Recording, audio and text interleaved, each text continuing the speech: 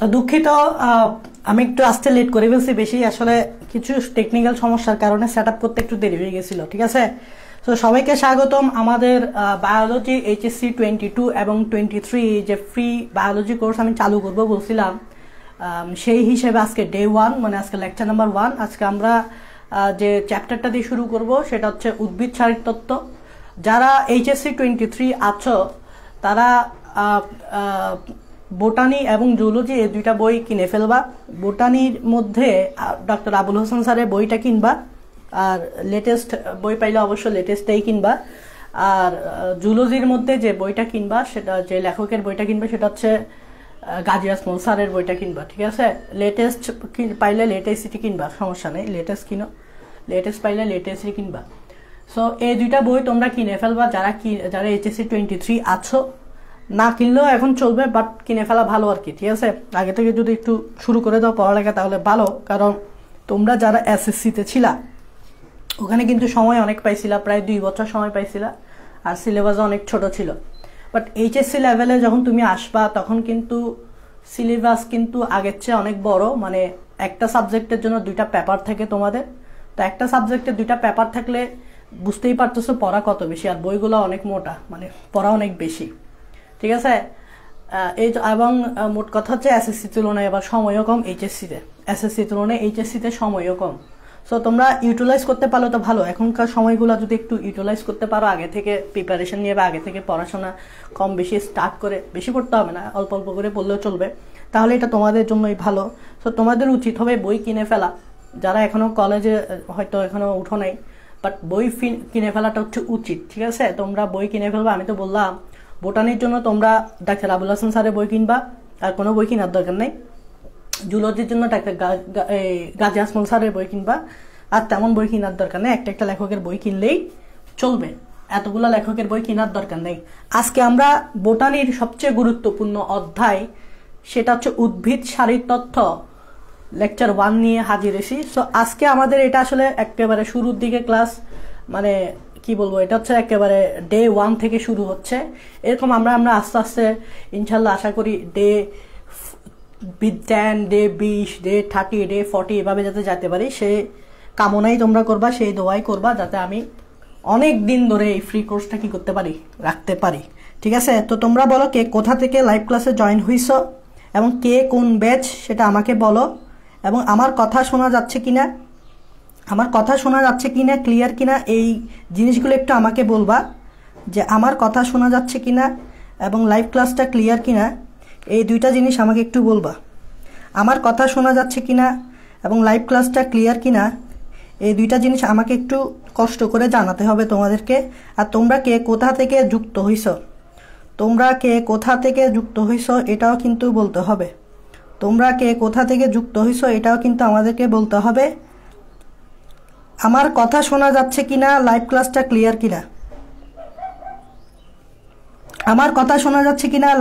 Clear কিনা, একটু আমাকে একটু বলতে হবে। ক্লিয়ার ভাইয়া, মোহাম্মদ খালিদ হাসান শাওন বলতেছ ক্লিয়ার, নাদিরা বলতেছ HSC 23। আচ্ছা, HSC 23 যারা আসো তোমরা তাহলে কি করতে পারো, তোমরা তোমাদের ফ্রেন্ডরা যারা আছে তাদেরকে কমেন্ট বক্সে মেনশন করে দিতে পারো, আর লাইভটা শেয়ার করে দিতে পারো। সো তোমরা সবাই এই দুইটা জিনিস একটু কষ্ট করে ফেলো, কারণ ফার্স্ট ক্লাস থেকে যদি তোমরা এগুলা করো তাহলে বেটার, কারণ সবাই জানতে পারবে। লাইভ ক্লাসটা প্রথমে শেয়ার করে ফেলো, ফার্স্ট ক্লাস থেকে করো, সবাই জানতে পারবে। আর একটা হচ্ছে কমেন্টে মেনশন করো, কমেন্টে ফ্রেন্ডদেরকে কি করো, মেনশন করো। এই দুইটা জিনিস একটু তাড়াতাড়ি করে ফেলো, তোমরা সবাই করো, যারা লাইভে আসো তারা সবাই একটু কষ্ট করে ফেলো, এই দুইটা জিনিস করে ফেলো। লেটেস্ট মার্চের পর, আচ্ছা একজনে বলতেছো লেটেস্ট আসবে মার্চের পর, তাহলে লেটেস্টটার আশায় বসে থাকতে হবে না, তোমরা কিনে ফেলতে পারো। HSC 23 তোমরা এখন বাজারে যেটা লেটেস্ট আর কি, এখন যেটা লেটেস্ট সেটা কিনে ফেলতে পারো। মার্চের জন্য কেন বসে থাকবা? ঠিক আছে, দরকার নেই, আহামরি কোনো পরিবর্তন আসবে না। আর যেগুলো যদি সামান্য পরিবর্তন আসবে, আর সামান্য পরিবর্তনগুলো তোমরা ছবি তুলে রেখে দিতে পারবা, এটার জন্য তুমি আরেকটা বই কেন কিনতে যাবা? দেখো প্রায় 95% মিল থাকে, 95-98% সব মিল থাকে, জাস্ট 5% মিল থাকে না। এডিশনের নতুন নতুন এডিশন যখন আসে, তো এই 5%-এর জন্য তুমি আরেকটা নতুন বই কেনার তো দরকার নেই। তুমি কি করবা, কোন 5%গুলো তোমার এই বইয়ে নাই সেগুলো তুমি ছবি তুলে রেখে দিবা, ঠিক আছে? দরকার কি আরেকটা নতুন বই কিনা এটার জন্য? এটাই হচ্ছে কথা। সলিউশন দিচ্ছি তোমাদেরকে, এখন বই কিনে ফেলতে পারো, কোনো সমস্যা নেই। ওকে, আমার কথা শোনা যাচ্ছে? তোমরা একটু কষ্ট করে লাইভটা শেয়ার করো, তোমরা একটু কষ্ট করে লাইভটা শেয়ার করো এবং ফ্রেন্ডদেরকে মেনশন দিতে থাকো। আমি কিন্তু ক্লাসটা শুরু করে দিব কিছুক্ষণ পর। আসসালামু আলাইকুম ভাইয়া, কেমন আছেন? ওয়ালাইকুম আসসালাম, ভালো আছি। দেখো, আচ্ছা আরেকটা কথা বলি, আমাদের এই যে ক্লাসগুলা, লাইভ ক্লাস যেটা করাচ্ছি, এই লাইভ ক্লাসগুলো আমরা কিন্তু আবার ইউটিউবেও দিয়ে দিব। তাহলে সুবিধা হয় কি, যে তোমরা অনেক সময় আবার ক্লাস দেখতে হয়, আবার ক্লাস যখন দেখতে যাও তখন ফেসবুক থেকে দেখতে গেলে কি হয়, সময়টা নষ্ট হয়, কারণ তুমি ফেসবুকে টানতে পারবা না, স্পিডেও দেখতে পারবা না। তো এই জন্য আমি চেষ্টা করতেছি যে আজকে যে ক্লাসটা আমি নিয়ে ফেলবো, সেই ক্লাসটা আজকে রাতেই ইউটিউবে আপলোড দিয়ে দিব, ধরো রাত 10টায়। তোমরা পিন কমেন্ট করি নেই মনে হয়। আচ্ছা, যদি না করে থাকি পরে আমরা লিঙ্ক দিয়ে দিব, কোনো সমস্যা নেই। তো দিয়ে দিলে কি সুবিধা হবে বলো তো? সেটা হচ্ছে তোমরা ওখানে ইউটিউব থেকে ভালো করে মানে টেনে সময় সেভ করে দেখতে পারো। তো তোমরা যারা আমার ইউটিউব চ্যানেল জানো না, তারা ইউটিউবে গিয়ে বায়োলজি উইথ সৈয়দ আরফান পুরাটা সার্চ মারিও। অনেক সময় পুরাটা না মারলে আসে না। আহমেদ একটু বড়, নামটা একটু বড়, বাট কষ্ট করে সার্চ মারি দিও। এই ইউটিউব চ্যানেলটা একটু ইউটিউবে গিয়ে সার্চ মারলেই কিন্তু তুমি এটার পেয়ে যাবা, বায়োলজি উইথ সৈয়দ আরফান আহমেদ বিধান স্যার। এটা হচ্ছে আমাদের ইউটিউব চ্যানেল। এখানে গিয়ে সার্চ মারবা, সার্চ মেরে একটা সাবস্ক্রাইব করে দিবা এবং পাশের যে বেল আইকন ওটা ক্লিক করে দিবা, যাতে তোমাদের নোটিফিকেশনটা চলে যায়। যারা পিন কমেন্ট পাচ্ছ না তাদের জন্য সলিউশন এটা গিয়ে সার্চ মারবা, ঠিক আছে? সার্চ মারলে ওখানে আমি কি করব, আজকের ক্লাসটা আমি রাত 10টায় আপলোড করব। তার মানে এরকম যতদিন আমরা সকালে ক্লাস নিব, আজকে সবকিছু বলে দিচ্ছি। তোমরা অনেকে প্রথম ক্লাসে যে বলে দিই, তাহলে তোমরা বুঝতে সুবিধা হবে। একটু সময় নিচ্ছি ক্লাস শুরু করতে। প্রথম ক্লাস তো একটু সময় লাগবে। এটা রাত 10টায় আমরা আপলোড দিব বা প্রিমিয়ার করব, মানে ওখানেও লাইভ চলবে। তবে ওখানকার লাইভের সুবিধা কি, তুমি যদি কোনো কিছু মিস করো আবার টেনে দেখতে পারবা। ফেসবুকে লাইভ আর ইউটিউবের প্রিমিয়ারের মধ্যে পার্থক্য হচ্ছে, ইউটিউবে তোমরা ধরো 30 মিনিট হয়ে গেছে, 30 মিনিটে প্রিমিয়ারে প্রবেশ করছো, তাহলে এটা লাইভ চলতেছে। তো বাকি যে 30 মিনিট তুমি দেখো না, সেগুলো কিন্তু ব্যাকে গিয়ে দেখতে পারবা, প্রথম থেকে লাইভ চলাকালীন অবস্থায় দেখতে পারবা। এটা ইউটিউবের সুবিধা। তো রাত 10টায় আমরা ইউটিউবে প্রিমিয়ার করব। সো তোমরা যারা এখন তো দেখবা, আবার নোট করার জন্য যদি দেখার প্রয়োজন পড়ে, বা আমরা তো ক্লাস নেওয়ার পর পরীক্ষাও নিব, ঠিক আছে? সামনে পরীক্ষাও নিব, যতগুলো লেকচার নিব আস্তে আস্তে পরীক্ষাও নিব। তো পরীক্ষা নেওয়ার সময় প্রস্তুতি নিতে গেলে আবার ক্লাস দেখতে হবে তোমাদের থেকে। সো খেয়াল রাখবা, সকালে যে ক্লাসগুলো হবে ওগুলো প্রতিদিন রাত 10টায় আমরা ইউটিউবে প্রিমিয়ার করব। তো তোমাদের কাজ হচ্ছে এই ইউটিউব চ্যানেলটাতে গিয়ে একটা সাবস্ক্রাইব করা এবং পাশের বেল আইকনটা ক্লিক করা। এটাই হচ্ছে কথা। ওকে, যারা পিন পাও নাই তারা এটা এভাবে সার্চ মারি দিও, সার্চ মারলেই চলে আসবে, পুরাটা সার্চ মারলেই চলে আসবে। ওকে, তাহলে ভাইয়া তোমাদের বলতেছো, আরেকবার লাস্ট বলো যে আমার কথা শোনা যাচ্ছে কিনা। আরেকবার লাস্ট বলো আমার কথা শোনা যাচ্ছে কিনা। আরেকবার লাস্ট বলো ভাইয়ার কথা শোনা যাচ্ছে কিনা। কথা যদি শোনা যায় আমরা ক্লাসটা শুরু করে দিচ্ছি। সবাই শেয়ার করো, শেয়ার তো অনেক হয় নাই। এই শেয়ার তো হয় নাই, শেয়ার করো।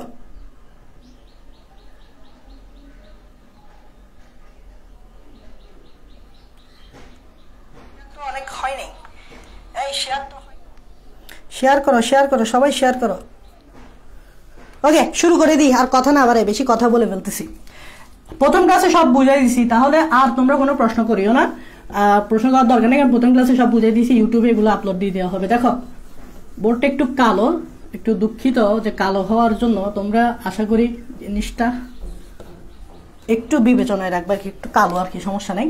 দেখো, উদ্ভিদ শারীরতত্ত্ব চ্যাপ্টারটার নাম কি? উদ্ভিদ শারীরতত্ত্ব। উদ্ভিদ শারীরতত্ত্ব, এটা বোটানির চ্যাপ্টার, খুবই গুরুত্বপূর্ণ চ্যাপ্টার, ঠিক আছে? এখান থেকে 2টা সৃজনশীল আসে, মানে অনেক বেশি আসে এখান থেকে। এটাকে ইংরেজিতে বলে, উদ্ভিদকে ইংরেজিতে বলে প্লান্ট, শারীরতত্ত্বকে ইংরেজিতে বলে ফিজিওলজি। আমি বারবার বলি, তুমি যখন বায়োলজি শব্দগুলা পড়বা তখন কিন্তু মাথায় রাখবা ইংরেজি টার্মটা যাতে পড়ো। যারা ইংরেজি টার্মটা পড়ে না তারা কিন্তু ভর্তি পরীক্ষার সময় ধরা খায়। কারণ অনেক সময় ভর্তি পরীক্ষায় বাংলা না বলে ইংরেজিটা বলে, তখন ওই যে ছেলে মেয়েগুলা যে ইংরেজিটা পড়ে নাই তখন সে বলবে এটা কোত্থেকে আসলো, এটা তো বইয়ে পড়েই নেই। আসলে এটা কিন্তু বইয়ে ছিল, তুমি আসলে ইংরেজিটাকে পাত্তা দাও নাই। তো অনেক সময় ইংরেজি দিয়ে প্রশ্ন আসে, বেশিরভাগই আসে। সো ইংরেজি টার্মটাও জেনে রাখা ভালো। উদ্ভিদ সাহিত্যকে ইংরেজিতে বলে ফিজিওলজি। এখন তোমরা এই ফিজিওলজি, প্ল্যান্ট মানে তো বুঝো, বাট ফিজিওলজি শব্দটা তোমরা বুঝো না। তো আমরা বায়োলজিতে বোঝার ওয়ে হচ্ছে শব্দ ভেঙে পড়া। তাহলে আমরা এই ফিজিওলজি শব্দটাকে যদি ভাঙি তাহলে আমরা দুইটা শব্দ পাবো, একটা হচ্ছে ফিজিক্স আর একটা হচ্ছে লোগোস। তাহলে আমরা ফিজিওলজি শব্দটাকে ভাঙলে দুইটা শব্দ পাবো, একটা হচ্ছে ফিজিক্স আর একটা হচ্ছে লোগোস। ভালোভাবে মনোযোগ দাও, মনোযোগ হচ্ছে খুব গুরুত্বপূর্ণ। লোগোস শব্দটা অর্থ হচ্ছে কি? ডিসকাস বা আলোচনা। লোগোস শব্দটার অর্থ হচ্ছে ডিসকাস বা আলোচনা। এই লোগোসটা ইংরেজি শব্দ না, এগুলা গ্রিক বা ল্যাটিন শব্দ। তাই এগুলো হচ্ছে গ্রিক বা ল্যাটিন শব্দ। তো গ্রিক বা ল্যাটিন শব্দ থেকেই এই শব্দটার নামকরণ। আর এই লোগোস শব্দটার অর্থ হচ্ছে আলোচনা বা ডিসকাস। এখন এই ফিজিক্স শব্দটার অর্থ কি? ফিজিক্স শব্দটার অর্থ হচ্ছে নেচার। নেচারকে বাংলায় কি বলে? প্রকৃতি। তাহলে ফিজিক্স শব্দটার অর্থ হচ্ছে কি? নেচার। আর নেচারকে বাংলায় কি বলে? প্রকৃতি। তাহলে ফিজিওলজি শব্দটা কি দাঁড়াইলো? প্রকৃতি আলোচনা। এখন এই শব্দটা দ্বারাও তোমরা এখনো ক্লিয়ার না, কারণ এই শব্দটা দেখলে স্বাভাবিক অনেকেই বুঝবে না এই শব্দটার মিনিংটা কি। আসলে এখানে যে প্রকৃতির কথা বোঝানো হয়েছে, এই প্রকৃতিটা কিন্তু আমরা যে নেচার দেখি বা প্রকৃতি দেখি ওই প্রকৃতির কথা বোঝানো হয়নি। নেচার দেখি না, আমরা যে পরিবেশের যে নেচারটা দেখি, গাছপালা, ফল, প্রাণী, মরুভূমি, এটা নেচার না। নেচারটা দেখে ওই নেচারকে বোঝানো হচ্ছে না। এই নেচার হচ্ছে ভিতরের নেচার। যেমন আমরা অনেক সময় বলি, দেখবা যে তোর নেচারটা খুবই ভালো, তোর নেচার আমার খুব ভালো লাগে। মানে আমরা এই নেচারটা বলতেছে ভিতরের অবস্থাকে বোঝানো হচ্ছে। ঠিক আছে? এই নেচার মানে হচ্ছে প্রকৃতির নেচার না। এই নেচার মানে আমরা বলি না যে অনেক সময় জিজ্ঞেস করি যে ধরো তুমি কেউ একজন তোমাকে একটা আননোন পার্সনের ব্যাপারে বলতেছে যে এই ছেলেটা অনেক ভালো, এই ছেলেটার নেচার খুব ভালো। এই ছেলেটার নেচার শব্দটা যখন ইউজ করে তখন কি এই নেচার মানে কি ওই তোমার গ্রাম বাংলার প্রকৃতিকেই বোঝাচ্ছে না। এই নেচার মধ্যে তার ভেতরের স্বভাবটাকে বোঝানো হচ্ছে, তার ভেতরের এই মনটাকে বোঝানো হচ্ছে, ভেতরের, নট বাহ্যিক। তার মানে তার নেচারটা ভালো, তার স্বভাব ভালো। ঠিকভাবে এই নেচার বলতে বোঝাচ্ছে আমাদের উদ্ভিদের ভিতরে, নেচার বলতে মানে ভিতরে, আমাদের উদ্ভিদের ভিতরে যে নেচারটা সেটাকে বোঝানো হচ্ছে। এখন আমাদের উদ্ভিদের ভিতরের নেচারটা কি? এটা তো উদ্ভিদ, প্ল্যান্ট না, তো উদ্ভিদের কথা হবে, নট মানুষ। উদ্ভিদের ভিতরে যে নেচার, এই নেচারের কথা বোঝানো হচ্ছে। মানে কি? উদ্ভিদ তার বেঁচে থাকার জন্য তার ভেতরে বিভিন্ন ধরনের ক্রিয়া বিক্রিয়া সম্পাদন করে। উদ্ভিদ তার বেঁচে থাকার জন্য তার বডির ভিতরে, তার কোষের ভিতরে বিভিন্ন ধরনের রাসায়নিক ক্রিয়া বিক্রিয়া করে থাকে। এই বিভিন্ন ধরনের রাসায়নিক ক্রিয়া বিক্রিয়াকেই মূলত বলা হয় ফিজিওলজি। তার মানে ফিজিওলজিটা শব্দটা ভিতরের অংশ, মানে হচ্ছে তোমার বডির ভিতরে বা উদ্ভিদের বডির ভিতরে যে গুরুত্বপূর্ণ ক্রিয়া বিক্রিয়াগুলো হয়, ওই গুরুত্বপূর্ণ ক্রিয়া বিক্রিয়া যেগুলা ছাড়া উদ্ভিদ সার্ভাইভ করতে পারবে না, যেগুলা ছাড়া উদ্ভিদ বাঁচতে পারবে না, ওই জিনিসগুলাকেই বলা হচ্ছে একসাথে ফিজিওলজি বা নেচার। দ্যাট মিনস এখানে নেচার বলতে ভিতরের স্বভাবটাকে বোঝানো হচ্ছে উদ্ভিদের। এখন উদ্ভিদের যে গুরুত্বপূর্ণ ক্রিয়া বিক্রিয়া সেগুলো কি কি, বা উদ্ভিদের যে ফিজিওলজি বা বিভিন্ন যে ফিজিওলজিক্যাল প্রসেস আছে সেগুলা কি কি, এগুলো আমরা আস্তে ধীরে জানবো, যে কি কি গুরুত্বপূর্ণ ক্রিয়া বিক্রিয়া যেগুলো না থাকলে উদ্ভিদ বাঁচতেই পারবে না, যেগুলো না থাকলে উদ্ভিদ বাঁচতেই পারবে না, যেগুলো না হইলে উদ্ভিদ বাঁচতেই পারবে না, কি কি ক্রিয়া বিক্রিয়া, শারীরতাত্ত্বিক ক্রিয়া বিক্রিয়া, সেগুলো আমরা দেখব। বাট আমি এই শব্দটার মানে তোমাকে বোঝাতে চাইছি। এখন এই শব্দটা বা এই ফিজিওলজি শব্দটা প্রথম ইউজ করেন কে সেটা জানতে হবে। সেটা হচ্ছে স্টিফেন হেলস। স্টিফেন হেলস, ইংরেজ বিজ্ঞানী স্টিফেন হেলস 1727। ইংরেজ বিজ্ঞানী স্টিফেন হেলস সর্বপ্রথম ফিজিওলজি শব্দটি ব্যবহার করেন এবং এই জন্য স্টিফেন হেলসকে শারীরতত্ত্বের জনক বলা হয়। এটাকে বাংলায় কি বলে? ফিজিওলজিকে বাংলায় কি বলে? শারীরতত্ত্ব। কি বলা হয়? শারীরতত্ত্বের জনক। পরীক্ষায় যদি আসে শারীরতত্ত্বের জনককে, কি লিখতে হবে? আনসার হচ্ছে স্টিফেন হেলস। কেন উনি এই ফিজিওলজি টার্মটা ইউজ করেন এবং এইটা ইউজ করার কারণে স্বাভাবিক শারীরতত্ত্বের জনক কাকে বলা হবে? স্টিফেন হেলসকে। এটা পরীক্ষায় আসে, এমসিকিউতে আসে। তো আশা করি তুমি এমসিকিউতে আনসার দিতে পারবা যে শারীরতত্ত্বের জনককে স্টিফেন হেলস। শারীরতত্ত্বের জনককে স্টিফেন হেলস। তাহলে আমি যদি বলি শারীরতত্ত্ব বা শারীরতত্ত্বিক প্রক্রিয়া, সেগুলা কি? যে উদ্ভিদ বেঁচে থাকার জন্য তার কোষের ভিতরে বিভিন্ন ধরনের গুরুত্বপূর্ণ ক্রিয়া বিক্রিয়া সম্পাদন করে। ওই ক্রিয়া বিক্রিয়াগুলোকে একসাথে বলা হয় ফিজিওলজিক্যাল প্রসেস বা শারীরতত্ত্বিক প্রক্রিয়া। তাহলে উদ্ভিদ বেঁচে থাকার জন্য তার বডির ভিতরে, তার কোষের ভিতরে যে বিভিন্ন ক্রিয়া বিক্রিয়াগুলো করে, ওই বিভিন্ন ক্রিয়া বিক্রিয়াগুলোকে শারীরতাত্ত্বিক প্রক্রিয়া বা ফিজিওলজিক্যাল প্রসেস। আর এই ফিজিওলজিক্যাল প্রসেস বা শারীরতাত্ত্বিক প্রক্রিয়া যেখানে আলোচনা করা হয় সেটাকেই বলা হচ্ছে ফিজিওলজি। তোমরা দেখো বায়োলজি, আমরা বায়োলজি কেন বলি? এই লজি আসছে লোগোস থেকে। লোগোস মানে বিদ্যা বা আলোচনা। তাহলে বিজ্ঞানের যে শাখায় জীবের দেহ নিয়ে আলোচনা করা হয়, জীবের কাজ নিয়ে আলোচনা করা হয়, গঠন নিয়ে আলোচনা, সেটা বায়োলজি না? ঠিক সেম ভাবে বায়োলজির যে শাখায়, কারণ এটা একটা বায়োলজির ব্রাঞ্চ, ফিজিওলজিটা কি? বায়োলজির ব্রাঞ্চ। তাহলে আমি যদি বলি এখানে বায়োলজির যে শাখায়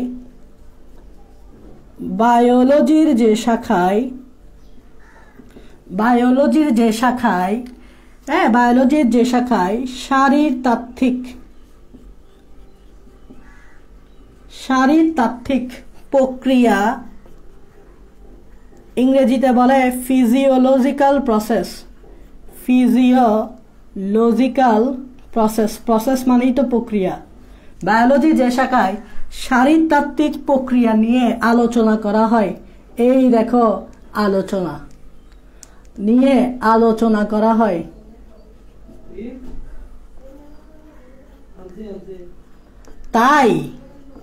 তাই ফিজিওলজি। তো পরীক্ষায় আসতে পারে ফিজিওলজি কি, সংজ্ঞাতে আসতে পারে, কতে জ্ঞানমূলক প্রশ্নতে আসতে পারে ফিজিওলজি কাকে বলে, ইংরেজি টার্ম আসতে পারে, অথবা তোমাকে বাংলায় বলবে শারীরতত্ত্ব কি, বা বাংলায় বলবে শারীরতত্ত্ব কি। ফিজিওলজি কি বা শারীরতত্ত্ব বিদ্যা কি, একই কথা। তো এখান থেকে আসতে পারে শারীরতত্ত্বের জনক কি, এখান থেকে আসতে পারে শারীরতত্ত্ব বিদ্যা বা ফিজিওলজি কি। তাহলে এটা জ্ঞানমূলক প্রশ্ন আসতে পারে, এটাও জ্ঞানমূলক প্রশ্ন আসতে পারে, এটা আবার এমসিকিউতে আসতে পারে। সো এই নর্মাল জিনিসটা আমি তোমাদেরকে বোঝানোর চেষ্টা করছি একটু ডিপে গিয়ে, কারণ এখানে এই নেচার মানেটা অনেকে বুঝবে না। আলোচনা সবাই বুঝে, লোগোস মানে সবাই বুঝে, বাট নেচার মিনিংটা অনেকে বুঝতে পারে না। তাহলে এই নেচার মানে হচ্ছে আমরা প্রকৃতিকে বোঝাতে চাচ্ছি না। এই নেচার মানে হচ্ছে তোমার ভিতরের নেচার, তোমার স্বভাব। এই নেচার মানে হচ্ছে উদ্ভিদের ভিতরের স্বভাব। উদ্ভিদের স্বভাবটা কি? উদ্ভিদ বেঁচে থাকার জন্য বিভিন্ন ধরনের ক্রিয়া বিক্রিয়া করে। ওই বিভিন্ন ধরনের ক্রিয়া বিক্রিয়াগুলাই হচ্ছে শারীরতাত্ত্বিক প্রক্রিয়া। যেগুলো না করলে উদ্ভিদ বাঁচতেই পারবে না, সেগুলোই হচ্ছে শারীরতাত্ত্বিক প্রক্রিয়া। আর এই শারীরতাত্ত্বিক প্রক্রিয়া যেখানে আলোচনা করা হবে সেটাই তো ফিজিওলজি। জীব নিয়ে যেখানে আলোচনা করা হবে সেটা তো বায়োলজি। তাহলে শারীরতাত্ত্বিক প্রক্রিয়া নিয়ে যেখানে আলোচনা করা হবে সেটাই তো শারীরতত্ত্ববিদ্যা বা ফিজিওলজি, তাই না? মুখস্থের কিছু নাই, জাস্ট রিডিং পড়লেই এমনি মনে থাকবে। এখন আসো, এই যে ভাইয়া এত শারীরতাত্ত্বিক প্রক্রিয়া করতেছেন, যে ভাইয়া এত এই যে শারীরতাত্ত্বিক প্রক্রিয়া করতেছেন, এই যে শারীরতাত্ত্বিক প্রক্রিয়া করতেছেন, একটু বলেন তো এই শারীরতাত্ত্বিক প্রক্রিয়াগুলো কি কি, একটু দেখান না, একটু জানতে ইচ্ছা করতেছে আমার। তাহলে চলো আমরা যদি এই শারীরতাত্ত্বিক প্রক্রিয়া সম্বন্ধে জানতে চাই, সেগুলা কি কি লিখো। শারীরতাত্ত্বিক প্রক্রিয়া, শারীরতাত্ত্বিক প্রক্রিয়া, হোয়াট ইজ শারীরতাত্ত্বিক প্রক্রিয়া, এগুলো কি কি? খুবই গুরুত্বপূর্ণ শারীরতাত্ত্বিক প্রক্রিয়া, যেগুলো তোমাদের সিলেবাসে আছে এবং যেগুলো তোমাদের অবশ্যই পড়তে হবে। তার মধ্যে প্রথমটা হচ্ছে নাম্বার 1, খনিজ লবণ পরিশোষণ। খনিজ লবণ পরিশোষণ আমরা প্রথমে কিন্তু এই শারীরতাত্ত্বিক প্রক্রিয়াটা পড়ব। দ্যাট মিনস এই খনিজ লবণ যদি উদ্ভিদ পরিশোষণ না করে তাহলে উদ্ভিদের বেঁচে থাকাটা খুব মুশকিল। আমি বারবার বলতেছি এই শারীরতাত্ত্বিক প্রক্রিয়াগুলো উদ্ভিদের বেঁচে থাকার জন্য জরুরি। তার মানে বেঁচে থাকার জন্য উদ্ভিদের কি দরকার? খনিজ লবণ দরকার। তাই উদ্ভিদ খনিজ লবণ কি করে? পরিশোষণ করে। এমনি করবে? এই তুমি খাবার কেন খাও? বেঁচে থাকার জন্য না? তো উদ্ভিদ খনিজ লবণ পরিশোষণ কেন করবে? বেঁচে থাকার জন্য। ঠিক সেম ভাবে 2 নাম্বার শারীরতাত্ত্বিক প্রক্রিয়া হচ্ছে, যেটা তোমাদের সিলেবাসে আছে, সেটা হচ্ছে প্রসেদন। তোমরা এগুলোর নাম কিন্তু সবাই ক্লাস 9-10-এ শুনে আসছো, এগুলো তোমাদের কাছে নতুন না। প্রসেদনটা হচ্ছে আরেক ধরনের শারীরতাত্ত্বিক প্রক্রিয়া, যেটা উদ্ভিদের বেঁচে থাকার জন্য জরুরি। 3 নাম্বার যেটা আমরা সবাই জানি, ইভেন কি কমার্স আর্টসের পোলাপানরাও জানে, সেটা হচ্ছে সালোক সংশ্লেষণ। কমার্স আর্টসের পোলাপানরাও কিন্তু এটা চিনে, সেটা হচ্ছে কি? সালোক সংশ্লেষণ। এটা তো জানো যে এই প্রক্রিয়া খাবার তৈরি হয়। এটা যদি না ঘটে উদ্ভিদ তো বেঁচে থাকবে না, আমরাও বেঁচে থাকবো না। এই প্রক্রিয়াটা না হলে উদ্ভিদ তো বেঁচে থাকবে না, ভালো কথা, আমরাও বেঁচে থাকবো না, কারণ আমরা উদ্ভিদের উপর নির্ভরশীল। নাম্বার 4 সেটা হচ্ছে শ্বসন প্রক্রিয়া। দেখো, শ্বসন প্রক্রিয়া হচ্ছে এমন একটা প্রক্রিয়া যে প্রক্রিয়ায় খাবার জারিত হয়ে শক্তি তৈরি হয়। তোমরা জানো জীবের বেঁচে থাকার জন্য খাবার খাওয়া জরুরি, কেননা খাবার খেলে আমরা শক্তি পাই, আর শক্তি যদি আমরা পাই তাহলে আমরা বেঁচে থাকতে পারবো। তাহলে শ্বসন যদি না ঘটে কোনো জীবই বেঁচে থাকবে না, যারা শ্বসনের উপর ডিপেন্ডেন্ট। তো শ্বসন যদি না ঘটে উদ্ভিদ বেঁচে থাকবে না। এটা এই এগুলো তোমাদের পড়তে হবে, এগুলো তোমাদের সিলেবাস আছে। তোমাদেরকে প্রথমে এটা পড়তে হবে, তারপর এটা পড়তে হবে, তারপর এটা পড়তে হবে, তারপর এটা পড়তে হবে। এই 4টা শারীরতাত্ত্বিক প্রক্রিয়া তোমাদেরকে পড়তে হবে। এই 4টা শারীরতাত্ত্বিক প্রক্রিয়া পড়া মানে এই চ্যাপ্টারটা শেষ। তাহলে এই চ্যাপ্টারটা শেষ করতে হলে তোমাকে এই 4টা শারীরতাত্ত্বিক প্রক্রিয়া শেষ করতে হবে। কোন 4টা? এই 4টা। প্রথমে খনিজ লবণ পরিশোষণ পড়তে হবে, তারপর প্রসেদন পড়তে হবে, তারপর সালোক সংশ্লেষণ পড়তে হবে, তারপর শ্বসন পড়তে হবে। এই 4টা যদি তুমি শেষ করে ফেলো তাহলে তোমার পুরো চ্যাপ্টারটা শেষ। এগুলাই হচ্ছে শারীরতাত্ত্বিক প্রক্রিয়া। এখন আমরা কোনটা শুরু করব? আমরা শুরু করব এই খনিজ লবণ পরিশোষণ দিয়ে। প্রথমে আমরা এটা পড়বো, তারপর এটা, তারপর এটা, তারপর এটা। দেখো এই চ্যাপ্টারটা কিন্তু এতটাও ছোট না, এটা কিন্তু একটু লেন্দি আছে। সো আমাদেরকে কিন্তু আস্তে আস্তে যেতে হবে, তাড়াহুড়া করা যাবে না, কারণ আমাদেরকে বুঝতে হবে। আর যারা 23 ব্যাচ আসো তারা তো অবশ্যই মনোযোগ দিয়ে ক্লাস করবা, কারণ তোমাদের ফার্স্টে একটু ক্যাচ করতে অসুবিধা হইতে পারে, বাট শুরুতে সবারই অসুবিধা হয়, আস্তে আস্তে ঠিক হয়ে যায়। সো তোমরা অধৈর্য হবে না, তোমাদেরকে তো অবশ্যই ধৈর্যশীল হতে হবে, কারণ তোমরা মাত্র শুরু করতেছো। আর যারা 22 ব্যাচ আছো তারা তো অবশ্যই ক্যাচ করতে পারবা, এটা বলার অপেক্ষা রাখে না, কারণ তোমরা ইতিমধ্যে অনেক সময় অতিবাহিত করছো। সো তোমাদের বোঝার ক্ষমতা তাদের চেয়েও বেশি। সো HSC 23 তোমরা একটু ধৈর্যশীল হবা এবং তোমরা ক্লাসগুলো ভালোভাবে ফলো করবা, তাহলেই বই পড়ার সময় ইজি হয়ে যাবে। এখন দেখো, আর কিছু সমস্যা থাকলে আমি আছি, আমাকে তুমি পার্সোনালি জিজ্ঞেস করবা। দেখো এখন আমরা কি পড়বো? খনিজ লবণ পরিশোষণ। এখন আমরা কি পড়বো বলতো? এখন আমরা পড়বো খনিজ লবণ পরিশোষণ। এখন আমরা কি পড়বো? খনিজ লবণ পরিশোষণ। দেখো আমরা কি পড়বো? খনিজ লবণ পরিশোষণ। এই খনিজ লবণ পরিশোষণ পড়ার আগে তোমাকে তো আগে জানতে হবে খনিজ লবণ কি। তোমাকে তো আগে জানতে হবে খনিজ লবণ কি। খনিজ লবণ কি এটা জানতে হবে। তারপর জানতে হবে এটা কোথায় থাকে, খনিজ লবণ কোথায় থাকে এটা জানতে হবে। তারপর জানতে হবে কিভাবে থাকে, কিভাবে থাকে এটা জানতে হবে। তো আমরা এই তিনটার আনসার পেয়ে যাব, কোনো সমস্যা না, একদম ইজি। প্রথমে তোমাদেরকে জানতে হবে হোয়াট ইজ খনিজ লবণ, তারপর জানতে হবে কোথায় থাকবা, এটাকে তুমি কোথায় পাবা, তারপর জানতে হবে তুমি কিভাবে পাবা, এটাকে কি অবস্থায় পাবা, এটাকে কি অবস্থায় পাবা, কি অবস্থায় পাবা খনিজ লবণটাকে, এটা জানতে হবে। এখন খনিজ লবণটা বা লবণ শব্দটা যখন আমরা পড়ি তখন এই লবণ আমরা অনেকেই চিনি, খাবার লবণ আছে, তো খাবার লবণকে কিন্তু আমরা অনেকেই চিনি, সেটা হচ্ছে সোডিয়াম ক্লোরাইড। যেটা কোথায় পাওয়া যায় যদি বলি খাবার লবণ, তারা সবাই আনসার দিবে সমুদ্রে।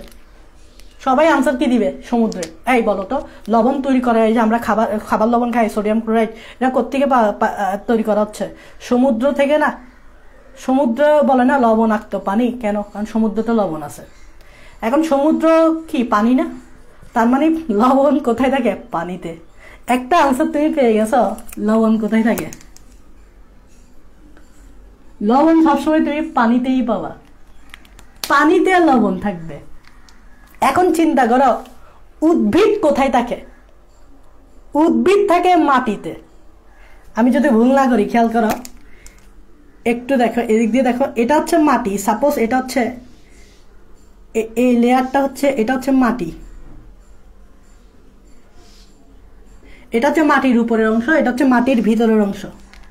তো মাটির উপরে তো উদ্ভিদ থাকে। তাহলে আমি এখানে যদি একটা উদ্ভিদ আঁকি, দেখো আমি একটু উদ্ভিদ আঁকতেছি, গাছপালা, তোমরা ছোটবেলায় গাছপালা আঁকছো না? এই দেখো আমি একটা উদ্ভিদ আঁকতেছি, সুন্দর করে আঁকিয়ে ফেলছে। হ্যাঁ, বেশি সুন্দর হয়ে গেছে উদ্ভিদটা, উদ্ভিদটা বেশি সুন্দর হয়ে গেছে। তো এই উদ্ভিদটা মাটির থেকে মাটির উপরে আছে। তো মাটির উপরে উদ্ভিদের যে অংশ থাকে এটাকে আমরা কাণ্ড বলি। তার মানে এই মাটির উপরে যে অংশ আছে এটাকে আমরা কি বলি? কাণ্ড বলি। আর তোমরা জানো মাটির নিচে উদ্ভিদের যে অংশটা থাকে, মাটির নিচে উদ্ভিদের যে অংশটা থাকে, এই যে এরকম একটা অংশ, এটাকে আমরা মূল বলি। তোমরা এই মূল নামটা কিন্তু শুনছো, সবাই শুনছো। HSC 22 বলো, 23 বলো, সামনে 24 যারা আসবে, 25 যারা আসবে, তারা সবাই জানে যে উদ্ভিদের মাটির নিচে যে অংশ থাকে এটাকে বলা হয় মূল। আর তোমরা জানো মাটির নিচে থাকে পানি। তার মানে খেয়াল করো, আমি যদি এখানে পানি আঁকি, এভাবে আমি পানি আঁকতেছি, তোমরা ছোটবেলায় কিন্তু পানি আঁকছিলে, এভাবে দিয়ে দিয়ে পানি আঁকছিলে না? তোমরা ছোটবেলায় কিন্তু এভাবে কিছু পানি আঁকছিলে না? এভাবে তোমরা ছোটবেলায় কিন্তু এভাবে পানি আঁকছিলা, খেয়াল করবা কিন্তু। তাহলে এই অংশটা কি? পানি। তাহলে পানি সব সময় কোথায় থাকে? মাটির উপরে না নিচে? নিচে।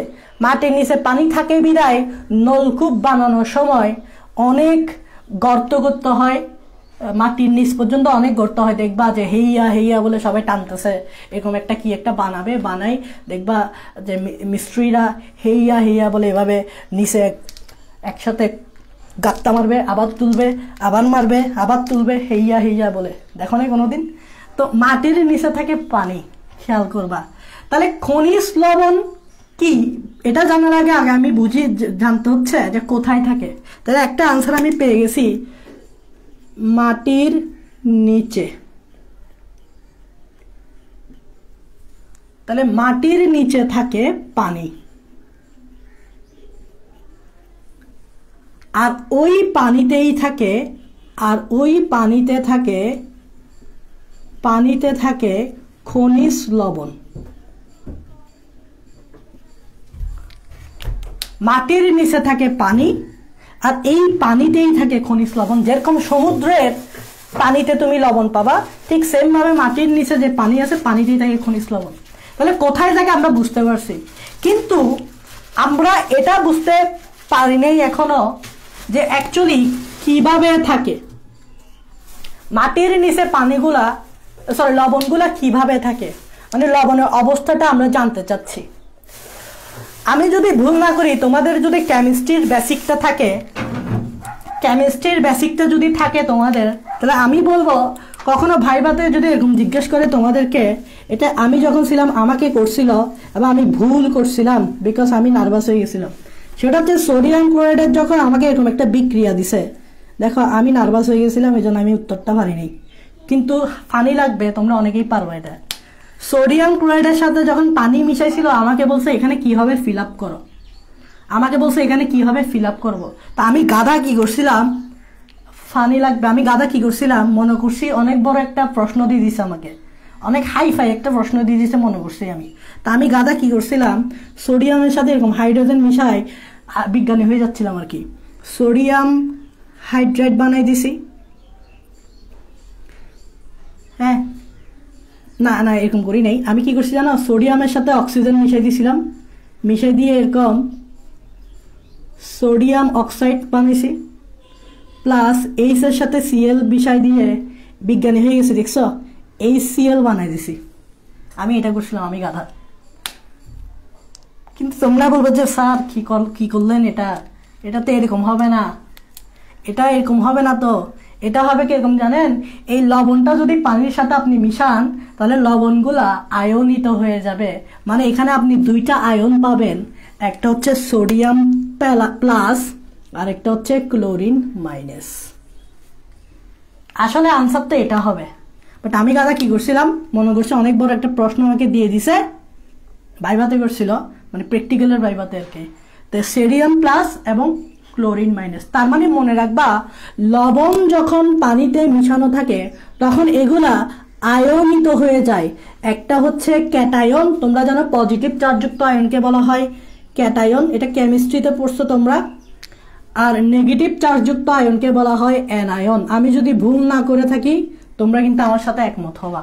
তার মানে কিভাবে থাকে এটার আনসার পাইছো, সেটা হচ্ছে লবণগুলা পানিতে কিভাবে থাকে, কিভাবে থাকে বলো, তাই কমেন্টে বলো কিভাবে থাকে, আয়নিত অবস্থায় থাকে।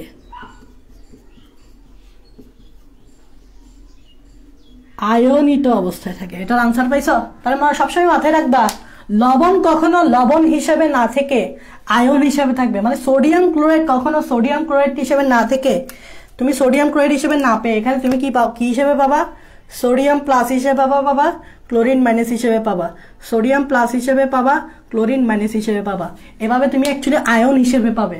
এই জন্য উদ্ভিদ কিন্তু কখনো যখন তার খনিজ লবণের দরকার পড়বে কখনো সে সোডিয়াম ক্লোরাইড নিবে না, হয় সে সোডিয়াম প্লাস নিবে, না হয় সে ক্লোরিন মাইনাস নিবে, বিকজ লবণটা সোডিয়াম ক্লোরাইড হিসেবে থাকবে না, লবণটা আয়নিত অবস্থায় থাকবে, মানে এইভাবে থাকবে। তো উদ্ভিদ কেন বলো আমাকে সোডিয়াম ক্লোরাইড হিসেবে নিবে, উদ্ভিদ তো চাইবে নিবে এভাবে ক্লোরিন মাইনাস হিসেবে নিবে অথবা সোডিয়াম প্লাস হিসেবে নিবে, বেসিক জিনিস এগুলা।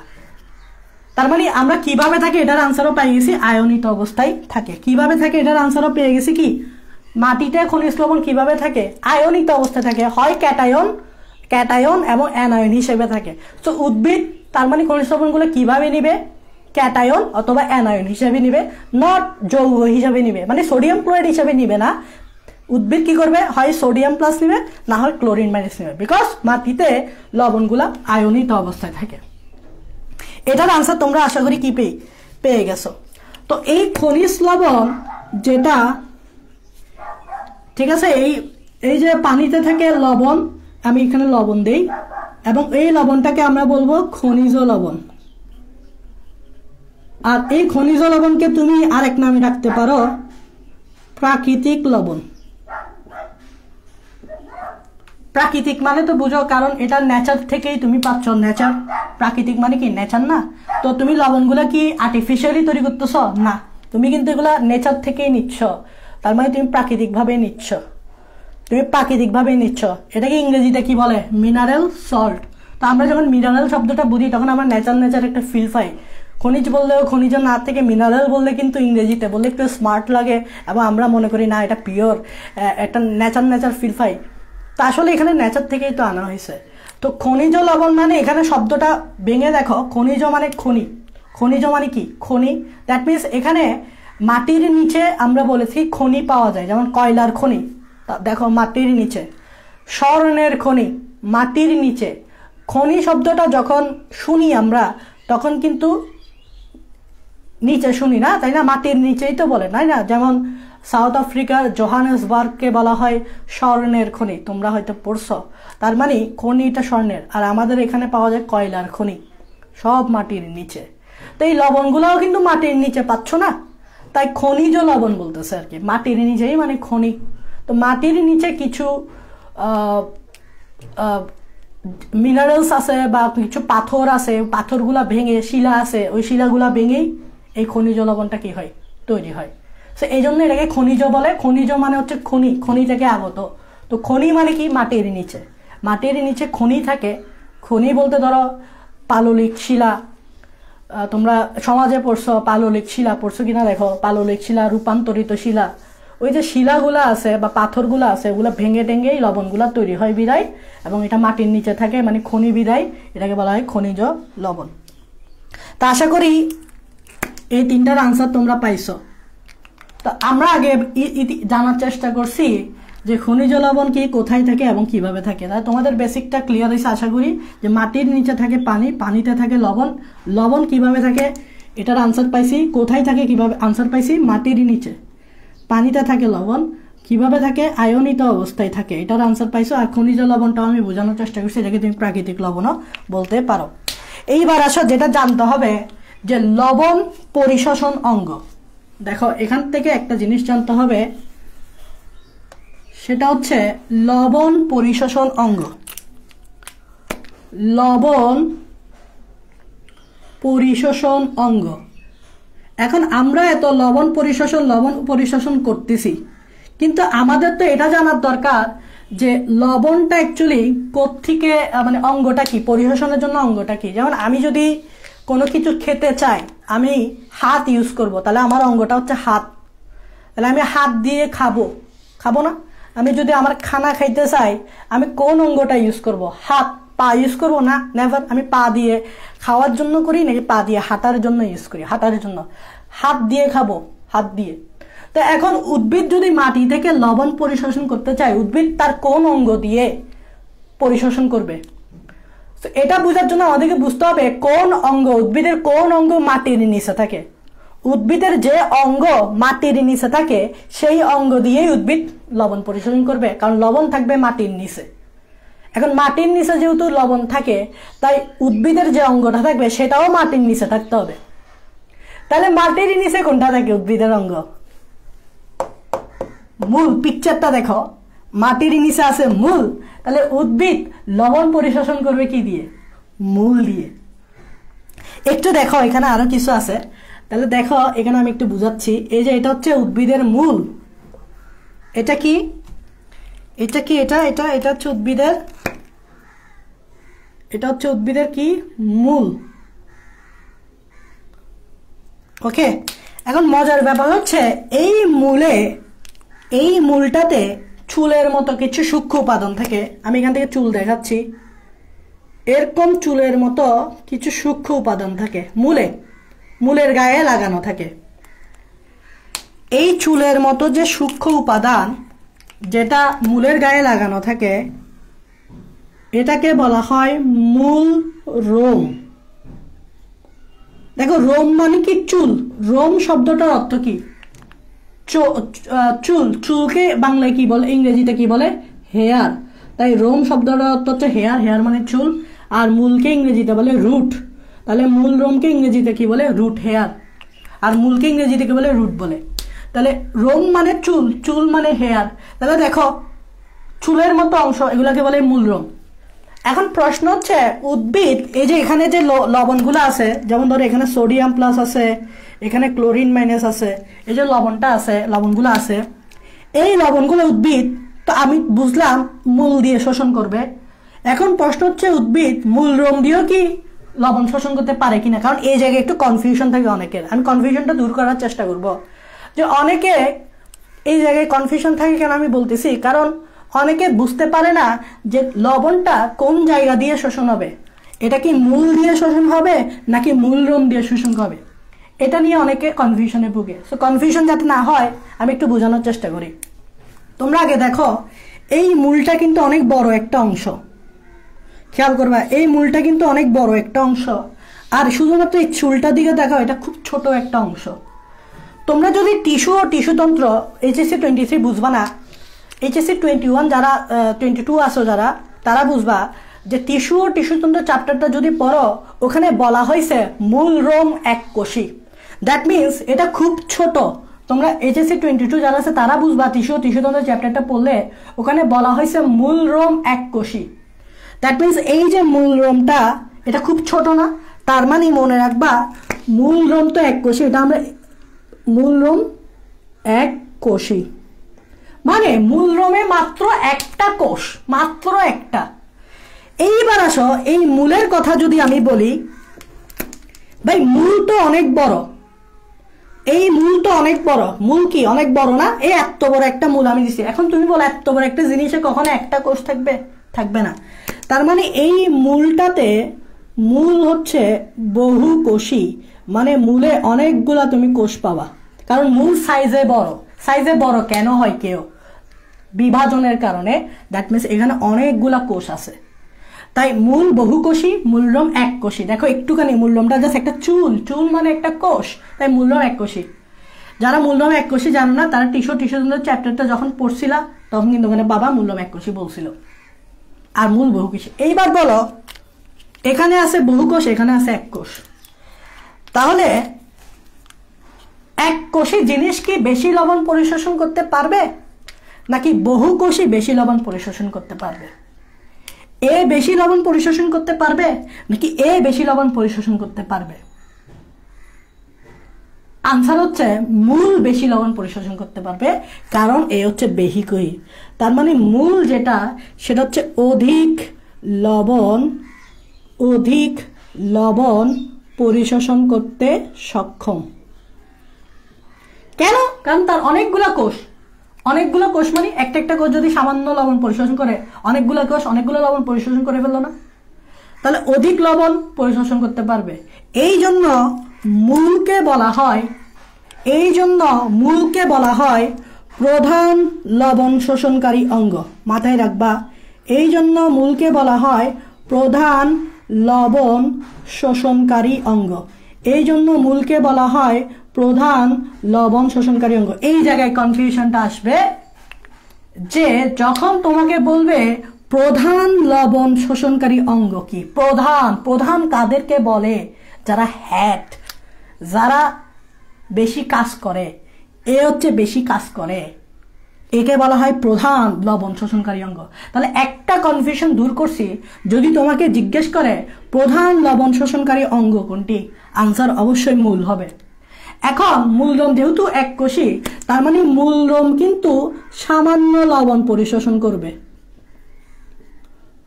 সামান্য লবণ পরিশোষণ করবে। তার মানে এটা বোঝাচ্ছে না যে মূলরোম লবণ পরিশোষণ করতে পারবে না, এটা বোঝাচ্ছে না। পারবে, একটা কোষ তো আছে, সো সামান্য হলেও পারবে। বাট অ্যাকচুয়ালি মূলটাই হচ্ছে বেশি বেশি লবণ পরিশোষণ করে, এজন্য মূলকে বলা হয় প্রধান লবণ শোষণকারী অঙ্গ। তার মানে এটা আমরা আনসার পাইছি যে লবণ পরিশোষণ অঙ্গ কি? লবণ পরিশোষণ অঙ্গ হচ্ছে মূল, প্রধান হচ্ছে মূলরোমও সামান্য করে, কারণ মূলরোম হচ্ছে এককোষী, সামান্য করে। বাট মূল বহুকোষী হয়, অনেকগুলো লবণ পরিশোষণ করতে পারে, তাই এটাকেই মূলত মূলকেই বলা হয় প্রধান লবণ শোষণের অঙ্গ। এটা এমসিকিউতে আসে। ধরো এমসিকিউতে আসলে এরকম, নিচের কোনটি লবণ পরিশোষণ অঙ্গ? ধরো অপশনে মূলও দিছে, মূলরোমও দিছে।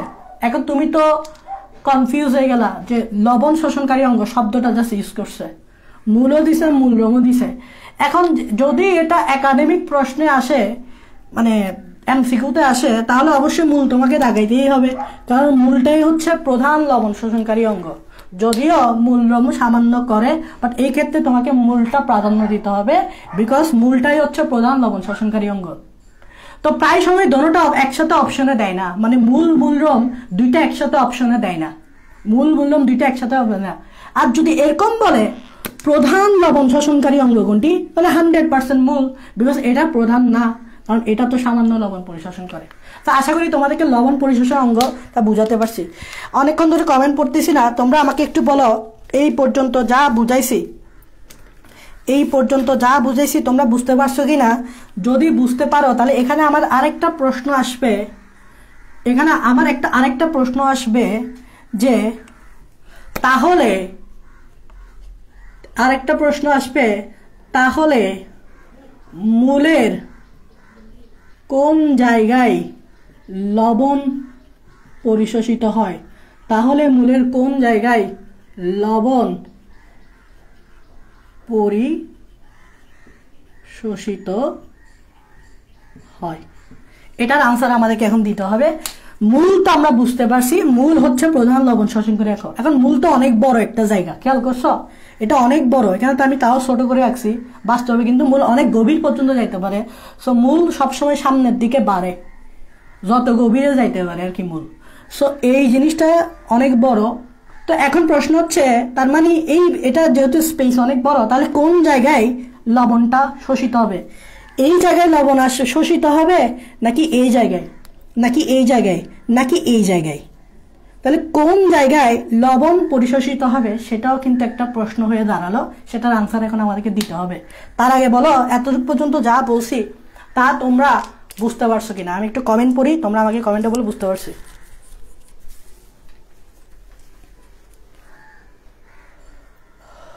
বলো যা পড়াইছি বুঝতে পারছো কিনা?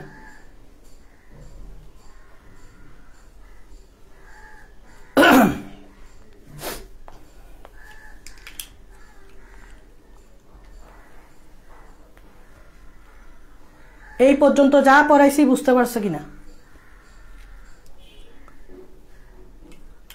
ওকে ওকে ঠিক আছে, ওকে ঠিক আছে। এখন দেখো এই আনসারটা আমাদেরকে কিন্তু একটু দিতে হবে। তো আনসারটা আমরা কিভাবে দিতে পারি সেটাই আমরা দেখব। এই আনসারটা আমরা এখন কিভাবে দিতে পারি সেটাই দেখব। এই আনসারটা আমরা কিভাবে দিতে পারি সেটাই দেখব। আমরা এটা মূল আঁকবো, এখানে আমরা এটা মূল আঁকবো, এটা হচ্ছে মূল, একটু বড় করে আঁকলাম, এটা হচ্ছে আমাদের মূল। এখন মূলের কোন জায়গায় শোষণ হবে, এখানে এখানে এখানে নাকি এখানে, সেটা তো এটা বুঝতে হলে তোমাদেরকে আমি দুইটা কথা বলবো। সেটা হচ্ছে এখানে হচ্ছে মূল, তাহলে মূলে বহুকোষী, একটু আগেই বলছি মূল হচ্ছে বহুকোষী মানে তো বুঝে অনেকগুলা কোষ থাকে। মূল যেহেতু সামনের দিকে কন্টিনিউয়াসলি বাড়তে থাকে, তাহলে এই জায়গায় প্রতিনিয়ত নতুন নতুন কোষ আছে। তুমি মাথায় রাখবা মূল কিন্তু কখনো এদিক দিয়ে বাড়বে না, মূলের কাজ হচ্ছে গভীরে যাওয়া। এখন তুমি বলো এই জিনিসটা যদি গভীরে যাইতে চায় তাহলে এদিক দিয়ে বাড়ার দরকার আছে নাকি এদিক দিয়ে বাড়ার দরকার আছে? একদম সহজ প্রশ্নটা, লজিক দেখো। মূল যদি কখনো গভীরে যাইতে চায়, মূলের এদিক দিয়ে বাড়ার দরকার আছে নাকি এই আগাতে বাড়ার দরকার আছে? আনসার হচ্ছে ভাইয়া এই আগাতে, অগ্রভাগে বাড়ার দরকার আছে। এটা বাড়লে না ভাইয়া লম্বা হবে, গভীরে যাবে। তাহলে মূল সবসময় এই অগ্রভাগে লম্বা হয়, বৃদ্ধি পায়। এখন তুমি বলো এই বৃদ্ধি পাওয়াটা কার কারণে হয়, কিসের কারণে হয়? ছোটবেলায় পড়ছো, 9, 10-এ পড়ছো, কোষ বিভাজন। কি? কোষ বিভাজন। তার মানে এই জায়গাটা খেয়াল করবা, এই জায়গাটাই এখানে যে কোষগুলা আছে, এই কোষগুলা, এই এরিয়াটাকে বলা হয় কোষ বিভাজন অঞ্চল। এই এরিয়াটাকে বলা হয় কোষ বিভাজন অঞ্চল। এখন তোমাই আমাকে বলো কেন এই অগ্রভাগের অংশটা কে কোষ বিভাজন অঞ্চলে বলে? বিকজ এই জায়গাটা প্রতিনিয়ত বাড়তে থাকবে। তো বাড়তে হলে আমাকে বলো না এই জায়গায় যে কোষগুলো আছে এগুলো বিভাজিত হতে হবে না? কারণ কোষের সংখ্যা বাড়লে না এই জায়গাটা বাড়বে। তাহলে এই জায়গায় কিন্তু এই জায়গাটাকে আমরা কোষ বিভাজন অঞ্চল বলবো না, এই জায়গাটাকে আমরা কোষ বিভাজন অঞ্চল বলবো না, এই জায়গাটাকে বলবো না, আমরা এই গোড়ার জায়গাটাকে সবসময় কোষ বিভাজন অঞ্চল বলবো, কারণ এই জায়গাটাই সবসময় বৃদ্ধি পাবে। লম্বাই, তাই না? তা এই জায়গাটাই হচ্ছে কোষ বিভাজন অঞ্চল। এখন তুমি বলো এই জায়গাটাই যদি প্রতিনিয়ত কোষ বিভাজন অঞ্চল হয়, তার মানে এখানে যদি প্রতিনিয়ত কোষ বিভাজন হয়, তাহলে এই জায়গাতে আমরা যে কোষগুলা পাবো এগুলাকে কি আমরা পুরাতন কোষ বলতে পারবো না নতুন কোষ বলতে পারবো? যেহেতু এই জায়গায় প্রতিনিয়ত কোষ বিভাজন হচ্ছে, তাহলে এই জায়গায় যে সেলগুলা তৈরি হচ্ছে, কোষগুলা তৈরি হচ্ছে, এগুলাকে কি পুরাতন বলবো না নতুন বলবো? আনসার হচ্ছে নতুন। তার মানে এখানে নতুন তো মাত্র সৃষ্টি হচ্ছে। কোষ বিভাজন অঞ্চলে সৃষ্ট নতুন নতুন কোষ,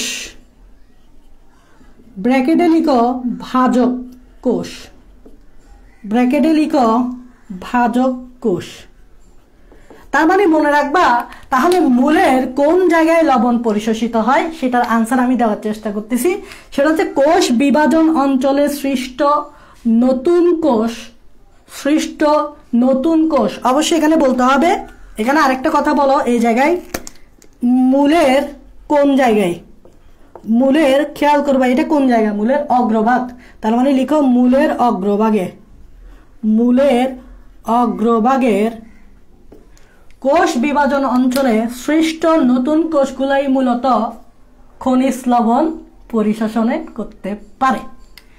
এই জায়গার যে কোষগুলা থাকে না সেগুলা খনিজ লবণ পরিশোষণ করতে পারে না। খনিজ লবণ সবসময় এই জায়গার কোষগুলা করতে পারবে, কারণ এই যে মূলের অগ্রভাগ, যেহেতু অগ্রভাগ এটা সবসময় বৃদ্ধি পাবে, তো বৃদ্ধি পাওয়া মানে কি কোষ বিভাজন হয় এখানে প্রতিনিয়ত। তো কোষ বিভাজনে কি নতুন কোষ সৃষ্টি হবে না পুরাতন কোষ? অবশ্যই নতুন কোষ। তাহলে এই জায়গায় যে কোষগুলা থাকবে এগুলো হচ্ছে ইয়াং, নতুন নতুন কোষ। আর এগুলোকে ভাজক কোষ বলে। কেন ভাজক কোষ ভাইয়া? কারণ এই নতুন কোষগুলো থেকে আবার আরেকটা কোষ তৈরি হবে। ভাজক মানে কি? যে কোষ বিভাজিত হতে পারে তাকে বলা হয় ভাজক কোষ। ভাজক কোষ কাকে বলে? যে কোষ, দেখো ভাগ, তোমরা গণিতে পড়ছো ভাজ্য, ভাজক, ভাগশেষ, ভাগফল। ভাজক কাকে বলতো? যাকে তুমি ভাগ করবা। তার মানে এই যে নতুন নতুন কোষগুলো সৃষ্টি হয় এগুলো কিন্তু বসে থাকে না, এগুলো আবার বিভাজিত হয়ে নতুন কোষ তৈরি করে ফেলে। এই জন্য এগুলোকে বলা হয় ভাজক কোষ। এই জায়গায় প্রতিনিয়ত কোষ বিভাজন হয়, নতুন নতুন কোষ যেগুলো তৈরি হয় এগুলো আবার সাথে সাথে বিভাজিত হয়ে যায়, সাথে সাথে আবার বিভাজিত হয়ে যায়, তাই এগুলোকে বলা হচ্ছে ভাজক কোষ। আর এগুলাই মূলত তোমার এই জায়গায় এগুলাই মূলত লবণ পরিশোষণ করতে পারে। তাহলে লবণ পরিশোষণ অঞ্চল কোনটা? সেটা হচ্ছে মূলের অগ্রভাগের, এই যে অগ্রভাগের কোষ বিভাজন অঞ্চল। কেন তো জানো, কারণ অগ্রভাগ সবসময় বৃদ্ধি পায়, তাই এটা কোষ বিভাজন অঞ্চল। আর ওই অঞ্চলে সৃষ্ট নতুন কোষ, স্বাভাবিক নতুন যেগুলো তৈরি হবে সেগুলো নতুনই হবে, কোষ যেগুলো তৈরি হবে সেগুলো নতুনই হবে। নতুন কোষ এগুলোকে ভাজক কোষ কেন বলতেছে? কারণ এগুলা বসে থাকে না, এগুলা সাথে সাথে বিভাজিত হয়ে আবার নতুন কোষ তৈরি করে ফেলে। তাই এগুলা যেহেতু বিভাজিত হয় সাথে সাথে, তাই এগুলোকে বলতেছে ভাজক কোষ। এখন চিন্তা করো এই জায়গায় যে কোষগুলা থাকবে, ধরো এই জায়গায় একটা কোষ আছে, এই কোষগুলাকে তুমি নতুন কোষ বলতে পারবা না, কারণ এখানে তো কোষ বিভাজন হচ্ছে না তেমন, কাহিনী সব এই জায়গায় হচ্ছে। তাহলে এই জায়গার কোষগুলাকে তুমি বলবা পুরাতন কোষ। সব পুরাতন কোষ, তার মানে এখানে যদি আমি বলি এই জায়গার কোষগুলোকে আমি কি বলবো? পুরাতন কোষ। আর এই জায়গার কোষগুলোকে আমি কি বলবো? নতুন কোষ।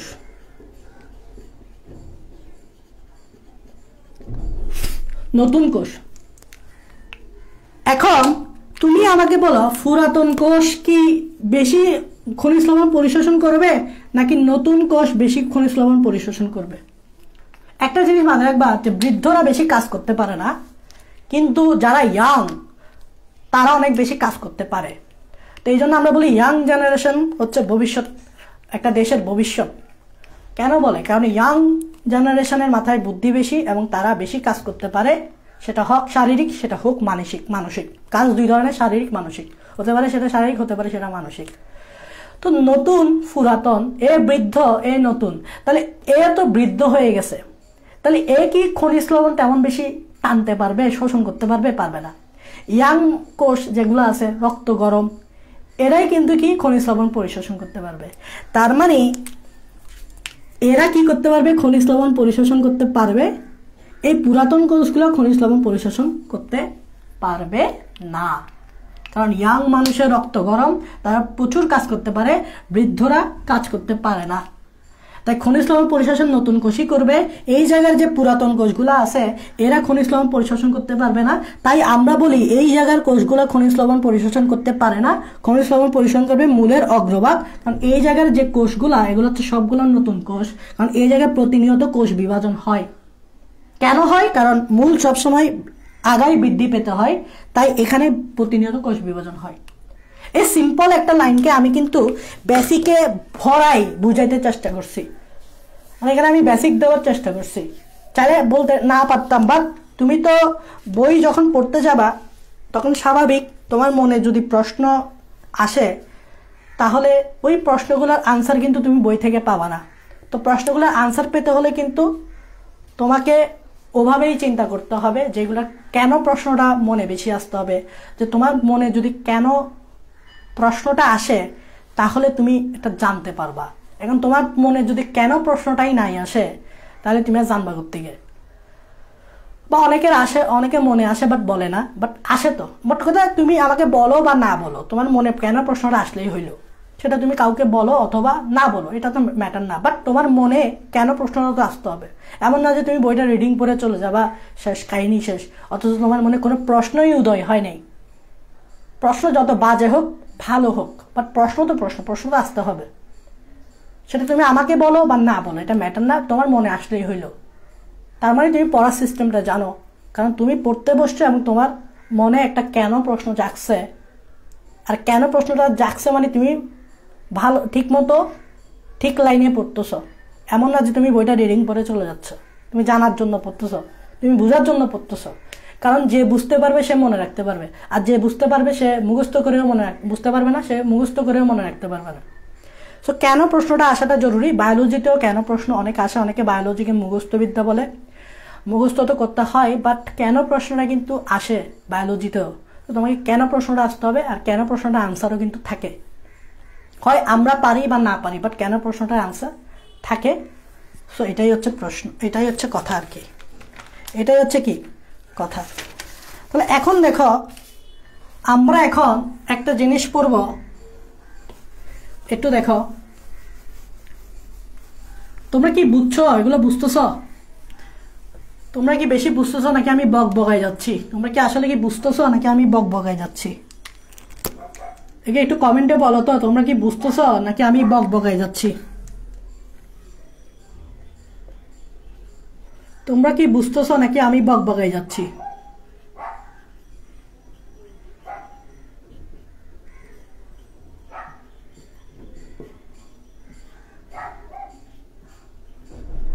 তোমরা কি বুঝতেছো নাকি আমি বক বকাই যাচ্ছি? তোমরা একটু কমেন্টে বলো তো, তোমরা কি বুঝতেছো নাকি আমি বক বকাইয়া যাচ্ছি খালি?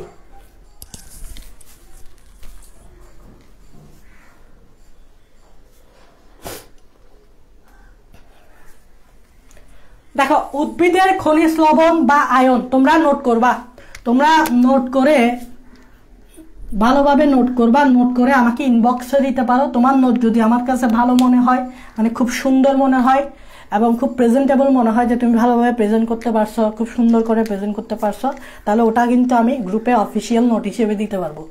সো তোমরা সুন্দর করে প্রেজেন্ট করে নোট করবা, আজকে রাতের মধ্যেই করিও, কারণ দিলে আজকে রাতের মধ্যেই দিতে হবে। সুন্দর করে নোট করবা, তো তোমার নোটটা যদি আমার ভালো লাগে আমি ওইটাকে দিব। সো সুন্দর করে নোট করাটাই হচ্ছে ফ্যাক্ট এখানে। দেখো, খনিজ লবণ, এই যে আমি বললাম যে উদ্ভিদকে এত কষ্ট করে খনিজ লবণ খাওয়াই দিচ্ছি, মানে উদ্ভিদ নিচ্ছে, আমি খাওয়াই দিচ্ছি না, উদ্ভিদ নিচ্ছে কি জন্য? শুধু শুধু কি জন্য? আমি বারবার বলছি বেঁচে থাকার জন্য বা সারভাইভ করার জন্য।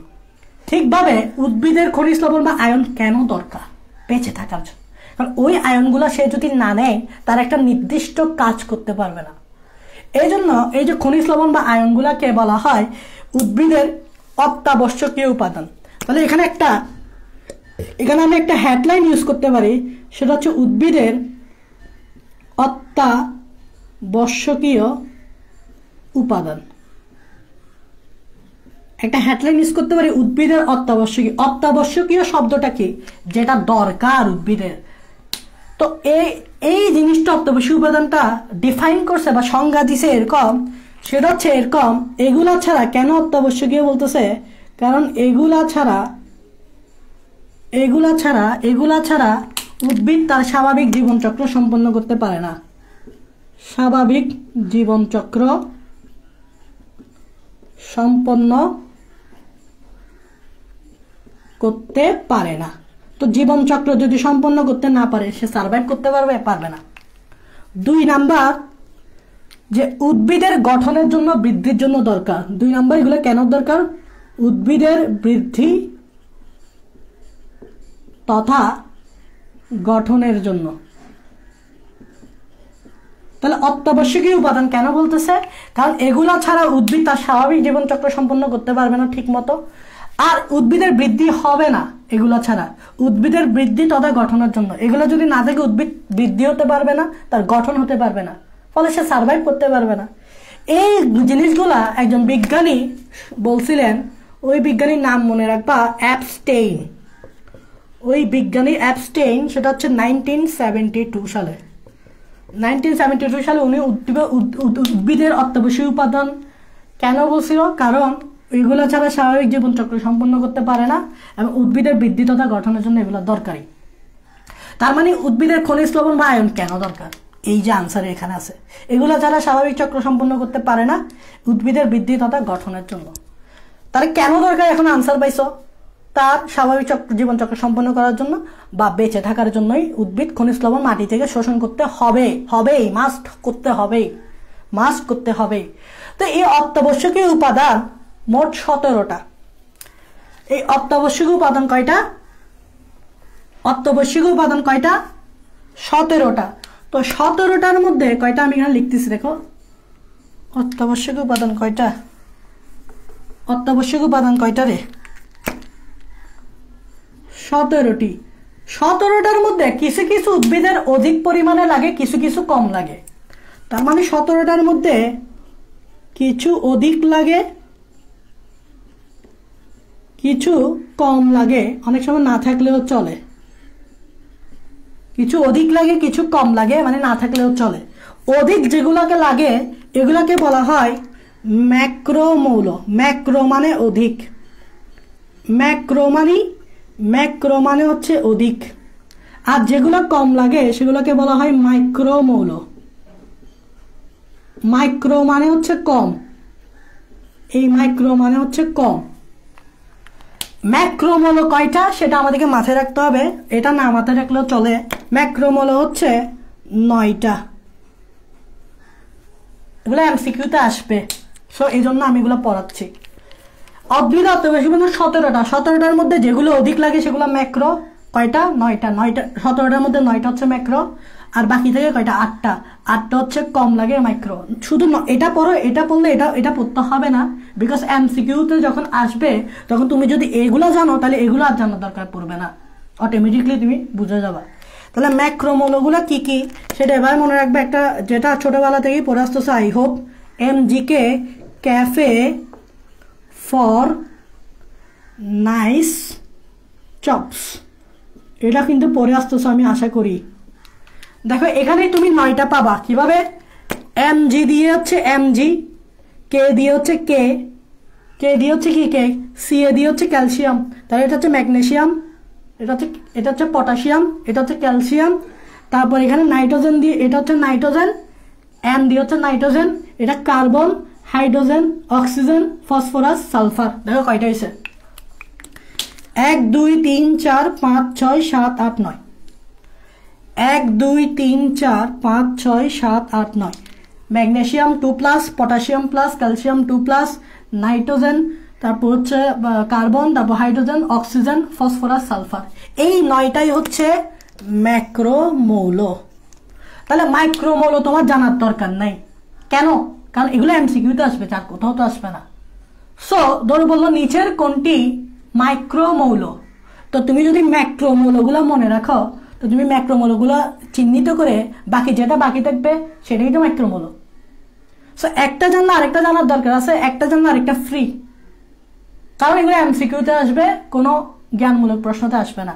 মানে বলবে না যে মাইক্রোমৌলগুলো লিখো, তোমাকে এরকম বলবে না যে মাইক্রোমৌলগুলো লিখো, এরকম তো বলবে না। সো এটাই হচ্ছে প্রশ্ন, বুঝা গেছে? এখন কিছু কিছু ক্ষেত্রে কিছু মৌল আছে যেগুলা কোনো একটা পার্টিকুলার উদ্ভিদে না থাকলেই নয়, এগুলো তো ঠিক আছে, ভালো কথা। কিছু কিছু ব্যতিক্রম আছে, যেমন ধরো ঘাস। ঘাস উদ্ভিদের ক্ষেত্রে সিলিকন যদি না থাকে, সিলিকন SI মানে কি, সিলিকন যদি না থাকে তাহলে ঘাস কিন্তু তার বৃদ্ধি ঘটাতে পারবে না। তাহলে ঘাসের জন্য এই সিলিকনটা মাস্ট, এখানে কিন্তু এরকম ছিল না। তারপর আমি যদি C4 উদ্ভিদের ক্ষেত্রে বলি, C4 উদ্ভিদের ক্ষেত্রে সোডিয়াম মাস্ট দরকার। তারপর আমি যদি বলি, এরকমও বলতে পারি যে ধরো কিছু উদ্ভিদ আছে যেগুলোকে বলা হয় নাইট্রোজেন ফিক্সিং, এগুলো চাইলে বুঝাইতে পারি, বাট এখানে বোঝানোর দরকার নাই। নাইট্রোজেন ফিক্সিং লিগিউম উদ্ভিদ, এই উদ্ভিদের জন্য অবশ্যই জরুরি কোবাল্ট। CO মানে কি, CO মানে হচ্ছে কোবাল্ট, Na মানে সোডিয়াম, Si মানে সিলিকন। নাইট্রোজেন ফিক্সিং লিগিউম উদ্ভিদ মানে হচ্ছে এগুলো বায়ুমণ্ডল থেকে নাইট্রোজেন মূলে এসে ফিক্স করে। C4 উদ্ভিদ তোমরা যদি ক্লাস 9-10 যারা ছিলা তারা তো অবশ্যই C3 C4 পড়ছো, আর যারা HSC 22 আছে তারা মোটামুটি C4 বুঝো। তো না বুঝলেও সমস্যা নাই, আমরা সামনে এগুলোতে অবশ্যই আসবো। C4 এর জন্য সোডিয়াম দরকার। এই যে জিনিসগুলা, এগুলো দরকার, এগুলোকে বলা হয় উপকারী মৌল। এগুলোকে বলা হয় উপকারী মৌল। তাহলে ঘাসের জন্য সিলিকন হচ্ছে উপকারী মৌল, C4 উদ্ভিদের জন্য সোডিয়াম হচ্ছে উপকারী মৌল, নাইট্রোজেন ফিক্সিং লিগিউম উদ্ভিদের জন্য কোবাল্ট হচ্ছে উপকারী মৌল। এগুলো হচ্ছে উপকারী মৌল, কারণ এগুলা লাগবে, বিশেষ উপকার করে এদের, এগুলা লাগে, তাই এগুলোকে বলা হয় উপকারী মৌল। এছাড়া তোমরা এটা জানো যে ক্লোরোফিল অণু, যেটা জানো যে সূর্যের আলোকে ধরে রাখতে সাহায্য করে, সালোক সংশ্লেষণে ইউজ হয় ক্লোরোফিল। এই ক্লোরোফিল সৃষ্টির জন্য কিন্তু একটা মৌল দরকার, সেটা তোমাদেরকে অবশ্যই মাথায় রাখতে হবে, MCQতে আসবে বা বিশ্ববিদ্যালয়ের পরীক্ষাতে আসবে। সেটা হচ্ছে ক্লোরোফিল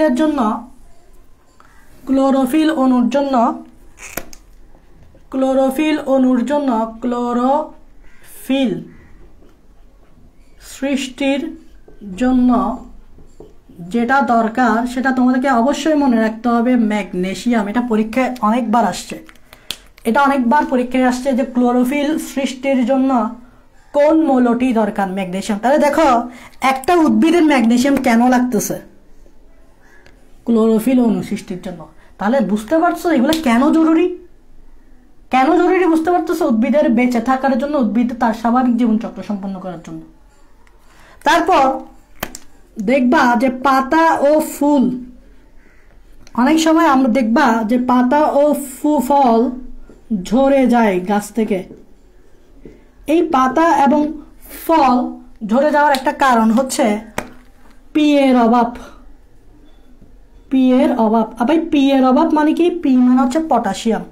তার মানে কোনো একটা গাছ যদি এই পটাশিয়ামটা না পায়, তার পাতা এবং ফল শুধু ঝরে যাবে। তাহলে পাতা ও ফল ঝরে যায় পটাশিয়ামের অভাবে। তাহলে কেন জরুরি বুঝতে পারতেছো এগুলা। তাহলে এই যে মৌলগুলা, এগুলা উদ্ভিদ কিভাবে পাবে? এই যে আমি যে বললাম উদ্ভিদের ম্যাগনেসিয়াম দরকার, না হলে ক্লোরোফিলই সৃষ্টি হবে না। আমি বললাম উদ্ভিদের ফসফরাস দরকার, না হলে তো উদ্ভিদ পাতা ফল তো ঝরে যাবে। তাহলে এগুলো কোথায় পাবে উদ্ভিদ? প্রশ্ন হচ্ছে কোথায়? মাটিতে কি হিসেবে? খনিজ লবণ হিসেবে।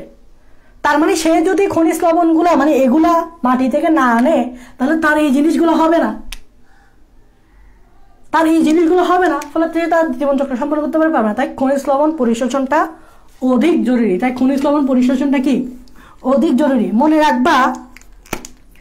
মনে রাখবা কার্বন, হাইড্রোজেন, অক্সিজেন বাদে বাকিগুলো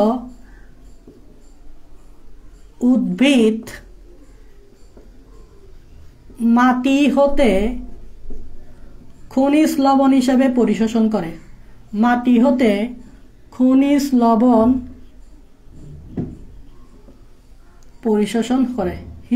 পরিশোষণ করে।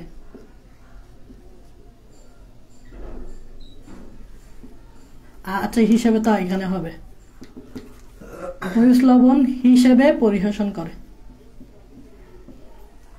এটা মাথায় রাখবা। কার্বন কয়টা বাজে দেখছস, হাইড্রোজেন আর এটা হচ্ছে অক্সিজেন, দেখে তো কার্বন হাইড্রোজেন আর অক্সিজেন বাদে বাকিগুলা উদ্ভিদ মাটি হতে খনিজ লবণ হিসেবে পরিশোষণ করে।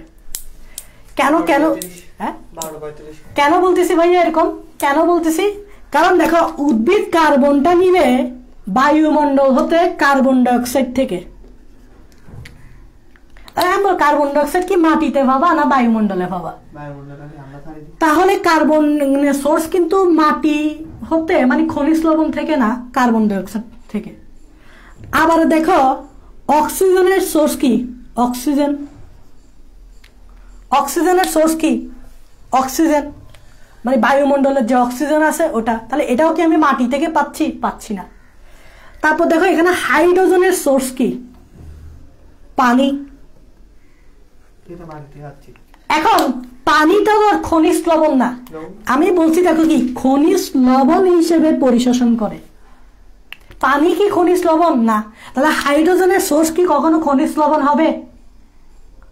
হবে না, কারণ আমি দেখো CHO বাদে বাকিগুলা উদ্ভিদ মাটি হতে খনিজ লবণ হিসেবে বসি, খনিজ লবণ। এখন পানি তো ভাই খনিজ লবণ না, তাহলে হাইড্রোজেনের সোর্স কি খনিজ লবণ? তাহলে এই জন্যই আমি এই তিনটা বাদে বাকি এই যে ম্যাগনেসিয়াম, এটা অবশ্য খনিজ লবণ থেকে পাবা, মানে ম্যাগনেসিয়াম ক্লোরাইড থেকে, ম্যাগনেসিয়াম কার্বনেট থেকে পাবা। এটা পটাশিয়াম ক্লোরাইড থেকে পাবা, পটাশিয়াম কার্বনেট থেকে পাবা। ক্যালসিয়াম ক্লোরাইড থেকে পাবা, ক্যালসিয়াম কার্বনেট থেকে পাবা। তাহলে এগুলা সোর্স কিন্তু খনিজ লবণ, কিন্তু কার্বনের সোর্স কার্বন ডাইঅক্সাইড, হাইড্রোজেনের সোর্স পানি, খনিজ লবণ না। অক্সিজেনের সোর্স অক্সিজেন, খনিজ লবণ না। তাই এই তিনটা বাদে বাকিগুলা কিন্তু খনিজ লবণ থেকেই পাই উদ্ভিদ, কিন্তু এই তিনটা পাই, এই দুইটা পাই বায়ুমণ্ডল থেকে, আর এটা পাই পানি থেকে। সে এই জিনিসগুলো কিন্তু বোঝার জিনিস, বুঝতেন না। সে এটাই হচ্ছে কথা। এই জিনিস এই যে এতক্ষণ ধরে এই যে চারটা বসে, এটা কিন্তু MCQর জন্য মারাত্মক ইম্পর্টেন্ট। তোমাকে এই চারটা অবশ্যই মাথায় রাখতে হবে, কারণ এগুলো MCQতে আসবেই। সো তুমি যদি এই জিনিসটা তুমি ঠিক মতো না পড়ো তাহলে কিন্তু বুঝতে পারবা না। আচ্ছা এখন আমরা একটু চলে যাই, তোমরা আগে বলো এতটুকু বুঝছো কিনা, কমেন্ট পড়া যাচ্ছে? ওকে, তো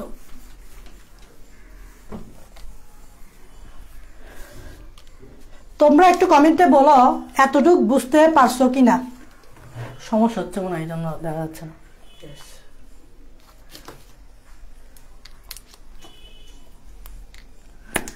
এই জিনিসটা এখন একটু বুঝতে হবে, সেটা হচ্ছে মাটিতে খনিজ লবণের প্রাপ্যতা। তোমরা আমি যেভাবে পড়াচ্ছি সেভাবে পড়ে যাবা,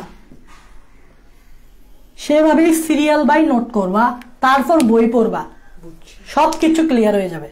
আমি যেভাবে পড়াচ্ছি সেভাবে পড়ে যাও আগে, তারপর নোট করো, তারপর বই পড়ো, তাহলে তুমি বুঝতে পারবা ভাইয়া কি পড়াইছে, বইয়ের সাথে মিলাইতে পারবা। অনেক সময় বইয়ের সাথে মিলবে না আমার, মানে কিছু জিনিস মিলবে না, কারণ কিছু জিনিস তোমাকে পড়ানোর জন্য এক্সট্রা ভাবে বুঝাইতে হবে। সো এই জন্য ক্লাস করবা, নোট করবা, এবং তারপর বই পড়বা। বই পড়তেই হবে, আবার বই পড়বা না টোটালি এটা তো হয় না, বই তো পড়তেই হবে ভাই। যাই করো বই পড়া বাদ দিতে পারবে না, বই পড়তেই হবে, মেইন বই পড়তেই হবে। এই টপিকটা, এই খনিজ লবণের, এটা অনেকে বুঝে না, এটা আমি বুঝাবো তোমাদের রেজাল্ট দিয়ে। মাটিতে খনিজ লবণের প্রাপ্যতা এই জিনিসটা অনেকেই বুঝে না, শব্দটাই বুঝে না, কেমন একটু কনফিউজিং টাইপসের লাগে অনেকের। এটা মানেটা কি এটা অনেকেই বুঝে না। এটা আমি বুঝাবো একটা গল্প দিয়ে, বা একটা একটা একটা একটা একটা হ্যাঁ গল্প দিয়েই বুঝাই। সেটা হচ্ছে এরকম, ধরে নাও তোমাকেই বলি, ধরে নাও তোমরা A+ পাইছ। কি পাইছ? GPA 5 মানে A+। তো তোমরা A+ পেয়ে ভাইয়াকে এসে বললা যে ভাইয়া আমরা A+ পেয়েছি। তো আমি শুনলাম, আমি বললাম আলহামদুলিল্লাহ তোমরা A+ পাইছো, এবং আমি এটাও বললাম যে আসলে তোমরা যে A+ পাইছো এটা তোমাদের প্রাপ্য ছিল, এখানে আমার কোনো ক্রেডিট নাই। আমি এটা বললাম যে তোমরা যে A+ পাইছো এটা তোমার প্রাপ্য ছিল। প্রাপ্য মানে বুঝো তো? ওকে, আশা করি বুঝো প্রাপ্য। তাহলে তুমি যে A+ পাইছো এটা তোমার প্রাপ্য ছিল। এখন একজন যে A+ পাই নাই, সে আমার এই কথাটা শুনে আমার থেকে জিজ্ঞেস করলো যে ভাইয়া এটা ওর প্রাপ্য ছিল কেন, ও এ প্লাস ওর প্রাপ্য ছিল কেন, এটা জিজ্ঞেস করছে আর কি আমার থেকে। কারণ ও তো এ প্লাস পাই নাই, তো ওর মনে একটা কিউরিয়াসিটি জাগিয়েছে যে ভাইয়া ওই যে ওরা যে এ প্লাসটা পাইছে কেন বললেন এটা ওদের প্রাপ্য ছিল।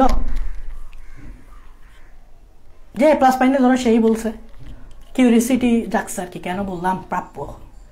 তা আমি বললাম দেখো ওর এটা প্রাপ্য ছিল এই জন্য কারণ সে ভালোভাবে পড়ালেখা করছে, মন দিয়ে পড়ালেখা করছে, বুঝে বুঝে পড়ালেখা করছে, এবং পড়ালেখার বিনিময়ে সে একটা ভালো রেজাল্ট করতে পারছে। তাহলে আমার মেইন লাইন হচ্ছে দেখো ভালো পড়ালেখার বিনিময়ে,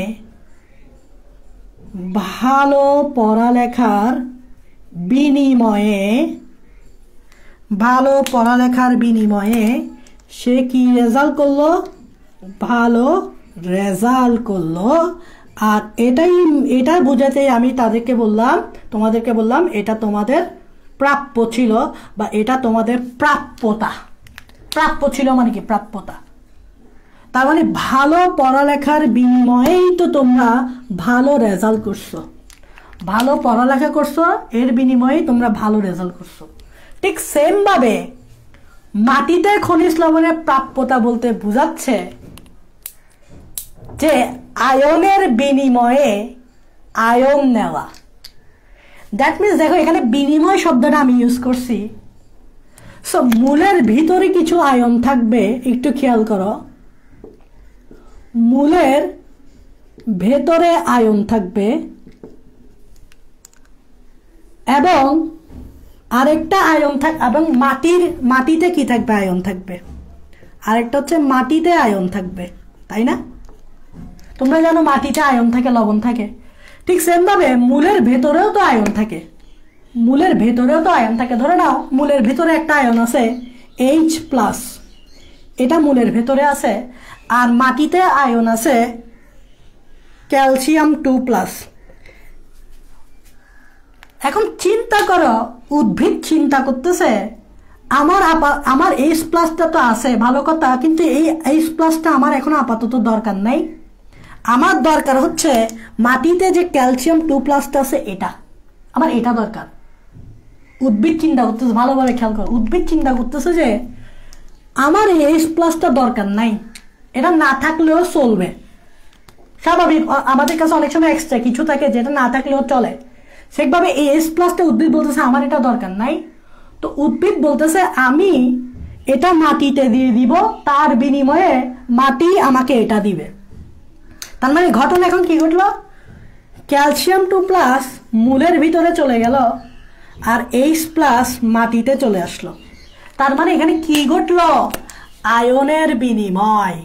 আর আয়নের বিনিময়ে যখন উদ্ভিদ তার চাহিদা মতো আয়ন মূলের ভেতরে শোষণ করে, এটাই হচ্ছে মাটিতে খনিজ লবণের প্রাপ্যতা। ভালো পড়ালেখার বিনিময়ে ভালো রেজাল্ট। ঠিক সেম ভাবে মূলের ভেতরের আয়নের বিনিময়ে মূলের ভেতর এবং মাটিতে আয়নের বিনিময়ে উদ্ভিদ তার চাহিদা মতো ক্যালসিয়াম 2+টা নিয়ে ফেললো। এটা তার উদ্ভিদের চাহিদা মতোই তো নিবে নাকি, উদ্ভিদের ক্যালসিয়াম 2+ দরকার আছে তাই বিনিময় করছে। বিনিময় কখন করি, যখন একটা নির্দিষ্ট জিনিস আমার দরকার, উদ্ভিদের এটা দরকার বিধায় উদ্ভিদ বিনিময় করছে, যেটা দরকার নাই সেটার সাথে এটা উদ্ভিদ বিনিময় করছে। এই যে আয়নের বিনিময়ের মধ্যে উদ্ভিদ তার চাহিদা মতো আয়নটা যে পাচ্ছে, উদ্ভিদ যে তার চাহিদা মতো আয়নটা যে মাটি থেকে পাচ্ছে, সেটাই হচ্ছে মাটিতে খনিজ লবণের প্রাপ্যতা। আশা করি আমি এই মাটিতে খনিজ লবণের প্রাপ্যতা শব্দটা তোমাদেরকে বোঝাতে সক্ষম হয়েছি। এখানে আয়নের বিনিময়ে উদ্ভিদ চাহিদা মতো মাটি থেকে আয়ন শোষণ করে, চাহিদা মতো, এবং এই জন্য উদ্ভিদকে বিনিময় করতে হয়। তুমি কিছু দিবা, আমি কিছু দিব। ব্যাপারটা হচ্ছে এরকম, তুমি কিছু একটা দিবা তাহলে আমি কিছু একটা দিব, এটাই তো বিনিময়। ওকে, আশা করি বুঝতে পারছো। এখন এই মাটিতে খনিজ লবণের প্রাপ্যতা জন্য দুইটা মতবাদ আছে। একটা হচ্ছে কার্বন ডাই অক্সাইড মতবাদ, আরেকটা হচ্ছে কন্টাক্ট এক্সচেঞ্জ মতবাদ। दोनोटा एकदम सोजा एक्सचेंज के बांग्ला की लिखबो रे एक्सचेंज हो गेছে না আচ্ছা এক্সচেঞ্জ বানান কি কোন দেখি তো আচ্ছা ইংরেজিতে লিখি এই কন্টাক্ট বানানই লেখা যাচ্ছে না সেটা হচ্ছে কন্টাক্ট এক্সচেঞ্জ এক্সচেঞ্জ মানে কি বিনিময় থিওরি বা মতবাদ কন্টাক্ট কে বাংলায় বলে স্পর্শ এক্সচেঞ্জ কে বলে বিনিময়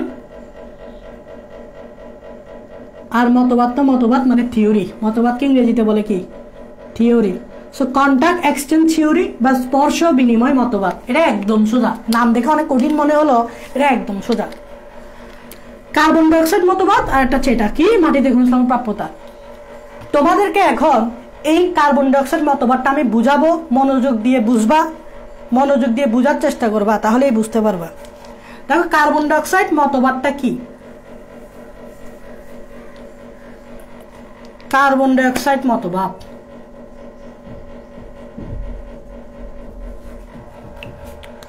এটা হচ্ছে আমাদের মাটি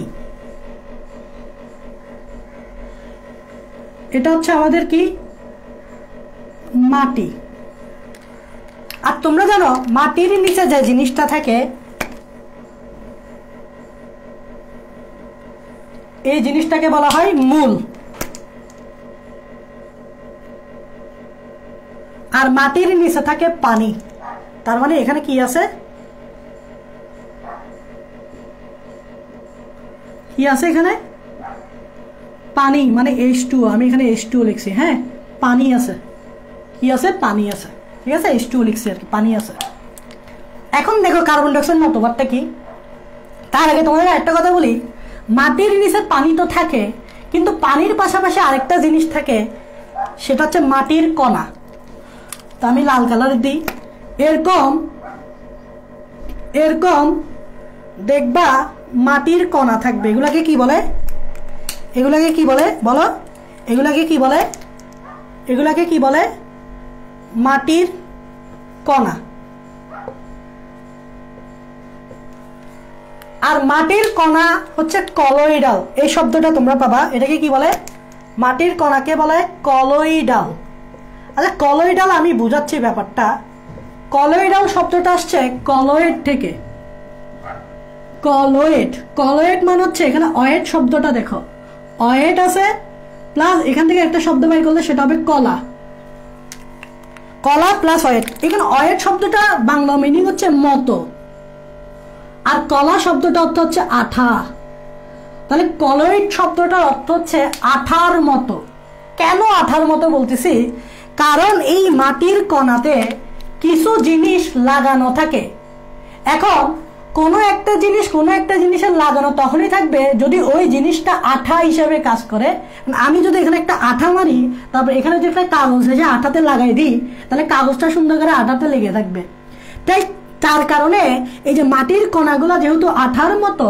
তাই এই মাটির কণাতে এই যে মাটির কণা এই যে মাটির কণা এই মাটির কণাতে আয়ন লেগে থাকে কি আয়ন এই মাটির কণাতে ক্যাটায়ন লেগে থাকে কি লেগে থাকে ক্যাটায়ন C+ এই C+ দিয়ে ভাইয়া কি বুঝাচ্ছি C+ মানে হচ্ছে ক্যাটায়ন ক্যাটায়ন মানে কি পজিটিভ চার্জ যুক্ত আয়ন মানে এটা লবণ না পজিটিভ চার্জ যুক্ত আয়ন লবণ না মানে ক্যাটায়ন না সো মাটির কণাতে ক্যাটায়ন লেগে থাকে তো দেখো তো ব্যাপারটা মনে হচ্ছে মাটির কণা হচ্ছে আঠা আর আঠাতে লেগে আছে লবণ আঠাতে লেগে আছে পজিটিভ চার্জ যুক্ত লবণ তাই এটাকে বলা হচ্ছে আঠার মতো বা কলয়েডাল এখন দেখো ঘটনা কি হবে এই যে মাটির কণাতে যে পজিটিভ চার্জযুক্ত আয়ন আছে এটা উদ্ভিদ নিতে চাইবে কারণ এটা উদ্ভিদের দরকার ধরে নাও উদ্ভিদ চাচ্ছে এটাকে নিতে এখন এটাকে নিতে হলে এটাকে তো মূলের ভিতরে ঢোকাতে হবে তাহলে উদ্ভিদ নিতে পারবে এটা মূল না এটাকে এই ক্যাটায়নটাকে তো মূলের ভিতরে নিতে হবে তাহলে উদ্ভিদ তার চাহিদা পূরণ করতে পারবে এখন এই জন্য উদ্ভিদকে কিছু বিনিময় করতে হবে বা কিছু করতে হবে কিছু করা ছাড়া এটা এমনি উদ্ভিদের মূলের ভিতরে যাবে তা তো হইতে পারে না কিছু করতে হবে উদ্ভিদকে কি করতে হবে সেটার জন্য হচ্ছে কার্বন ডাই অক্সাইড মতবাদ সেটা হচ্ছে তোমরা জানো এই যে মূলের অগ্রভাগ, এটা হচ্ছে অগ্রভাগ, আমরা বারবার বলছি শ্বসন হবে মূলের অগ্রভাগে। এই মূলের অগ্রভাগে যে নতুন কোষগুলো আছে এটা হচ্ছে কি নতুন কোষ, আমি এর আগেই বুঝাইছি তাই না। এই নতুন কোষে তোমরা জানো শ্বসন হবে, শ্বসন মনে আছে তোমাদের? শ্বসন মানে কি? শ্বসন মানে হচ্ছে যেখানে গ্লুকোজ অক্সিজেন দ্বারা জারিত হয়ে কার্বন ডাইঅক্সাইড, পানি আর 38টা এটিপি তৈরি করবে, এটাকে বলা হয় শ্বসন। তার মানে এই নতুন কোষ যেহেতু ইয়াং, রক্ত গরম, তার এখানে যে শ্বসন হবে, শ্বসনের কারণে দেখো কি তৈরি হয়েছে, কার্বন ডাইঅক্সাইড। তার মানে এখন মূলের ভিতরে কি আছে? মূলের ভিতরে আছে কার্বন ডাইঅক্সাইড। কার্বন ডাইঅক্সাইডটা কিভাবে আসছে সেটাই বুঝেছি, শ্বসনের মাধ্যমেই কার্বন ডাইঅক্সাইডটা আসছে নতুন কোষে। তার মানে কার্বন ডাইঅক্সাইড মতবার কেন বলতেছে? কারণ এখানে কার্বন ডাইঅক্সাইড খেলে। কিভাবে খেলে? এই কার্বন ডাইঅক্সাইড এখন মূল থেকে ব্যাপন প্রক্রিয়ায় পানিতে যাবে, মাটির পানিতে যাবে। এরকম কার্বন ডাইঅক্সাইডটা কিভাবে যাচ্ছে মূল থেকে মাটিতে? ব্যাপন প্রক্রিয়ায়। তাহলে আমি এখানে লিখলাম কার্বন ডাইঅক্সাইড। এখন কার্বন ডাইঅক্সাইডটা পানির সাথে বিক্রিয়া করে একটা জিনিস তৈরি করবে, খেয়াল করবা, পানির সাথে বিক্রিয়া করে একটা জিনিস তৈরি করবে, সেটা তোমরা আমি সবাই জানি। কার্বন ডাইঅক্সাইড যখন পানির সাথে বিক্রিয়া করে তখন একটা কার্বনিক অ্যাসিড তৈরি করে H2CO3। এটা মাথায় রাখবা, এটা হচ্ছে দুর্বল কার্বনিক অ্যাসিড। তার মানে মাটির ভিতরে, এটা মাটি না, এই যে পুরো জায়গাটা মাটি, এটা মূল। তার মানে মাটির পানিতে কি তৈরি হয়েছে? দুর্বল কার্বন। দুর্বল কেন বলছি মনে রাখবা, কার্বন যুক্ত অ্যাসিডকে দুর্বল বলে। যে অ্যাসিডে কার্বন থাকবে সেই অ্যাসিডকে দুর্বল বলে। তাহলে দেখো এই অ্যাসিডে কার্বন আছে না, এই অ্যাসিডে কার্বন আছে বিধায় এটাকে দুর্বল বলতেছি। কার্বন না থাকলে সবল বলতাম, শক্তিশালী বলতাম। এখন আরেকটা জিনিস মাথায় রাখবা, দুর্বল অ্যাসিড কিন্তু ভেঙে যায়, খুব দ্রুত ভেঙে যায়, মানে অস্থায়ী। তার মানে এখানে আমি একটা কথা ইউজ করতে পারি, এটা হচ্ছে অস্থায়ী। অস্থায়ী মানে কি? এটা এরকম থাকবে না, এটা সঙ্গে সঙ্গে ভেঙে যাবে এবং ভেঙে গিয়ে দুইটা আয়ন তৈরি করবে। খেয়াল করবা, এই দেখো এটা ভেঙে যাবে, এটা ভেঙে গিয়ে দুইটা আয়ন তৈরি করবে, কারণ এটা অস্থায়ী, মানে স্থায়ী না, এটা এরকম থাকবে না। দুইটা আয়ন তৈরি করবে, একটা হচ্ছে H+ আর একটা হচ্ছে HCO3-। দেখো কি তৈরি করলো, H+ আর HCO3-। কারণ এটা ভেঙে যাবে, এটা অস্থায়ী, দুর্বলগুলা ভেঙে যায়। আমরা সবসময় বলি দুর্বল ব্যক্তির মন সহজে ভেঙে যায়, সবল ব্যক্তির মন সহজে ভাঙে না।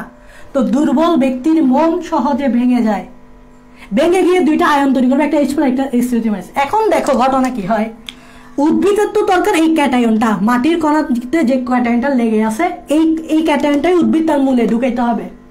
সো মূলে ঢুকানোর জন্য আমি একটা ক্রাইটেরিয়া দিছি, বিনিময় করতে হবে। বিনিময়, কোনো কিছু বিনিময় না করলে কেউ কাউকে দিবে না। তো উদ্ভিদ এই যে H+ তৈরি হলো, H+ এবার সুন্দর করে বিনিময় হয়ে মাটির কণাতে চলে আসবে। এই H+ এখানে চলে আসবে মাটির কণাতে, আর এই যে ক্যাটায়নটা এই জায়গায় চলে আসবে, শিফট হবে, বিনিময় হবে। তাহলে এখন বিনিময় হয়েছে না, তাহলে বিনিময় হলে আমি এটা চেঞ্জ করে দিব। দেখো এই জায়গায় এখন আমি H+ কে রেখে দিব। তার মানে দেখো মাটির কণাতে শিফট হয়েছে কে? H+। এখন মাটির কণাতে শিফট হয়েছে কে? H+। আর এখানে চলে আসছে কে? আমাদের এই ক্যাটায়নটা এখানে চলে আসছে। দেখো এই C+টা এখানে চলে আসছে, C দিয়ে বোঝাচ্ছে ক্যাটায়ন।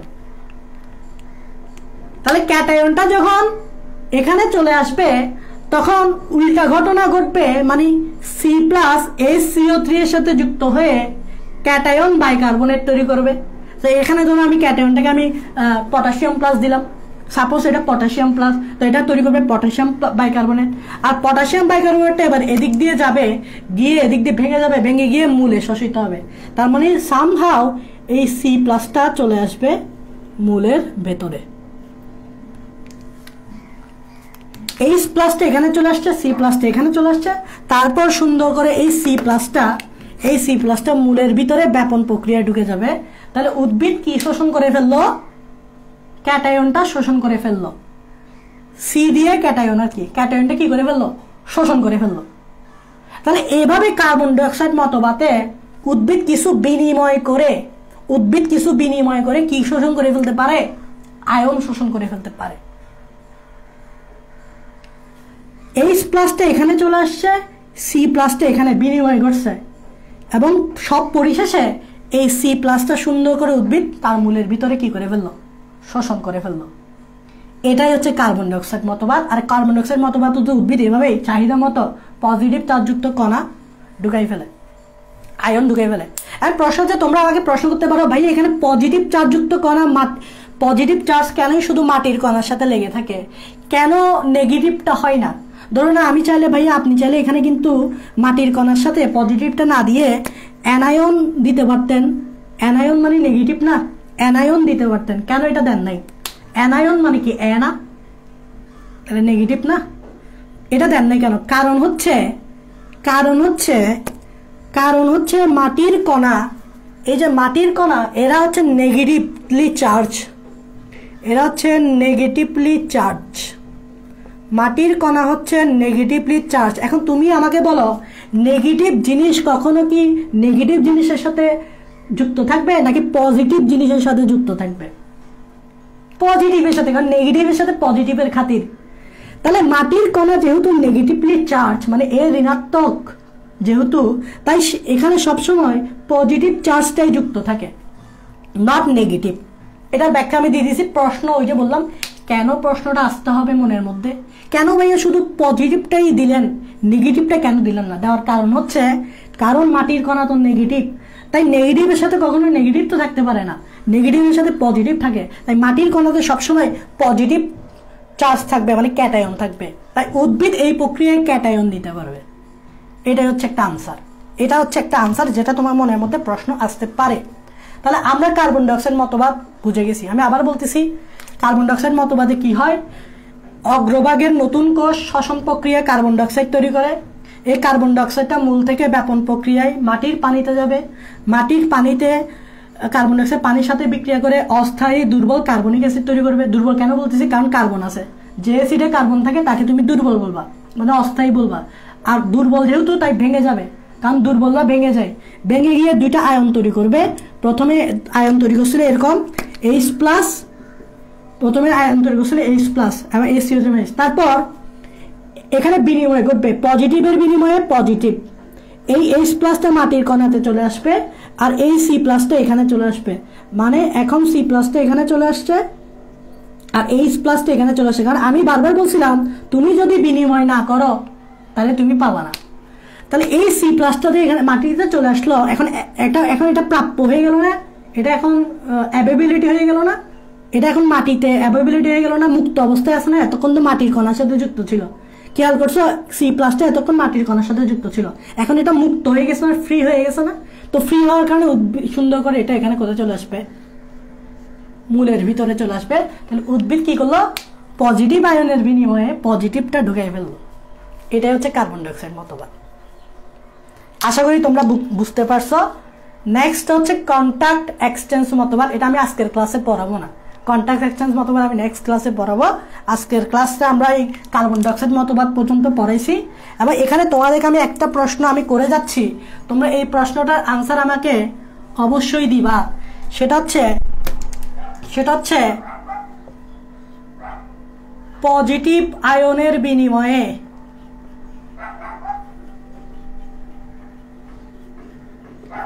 পজিটিভ কেন? এটা দিবা। পজিটিভ আয়নের বিনিময়ে নেগেটিভ আসে না কেন?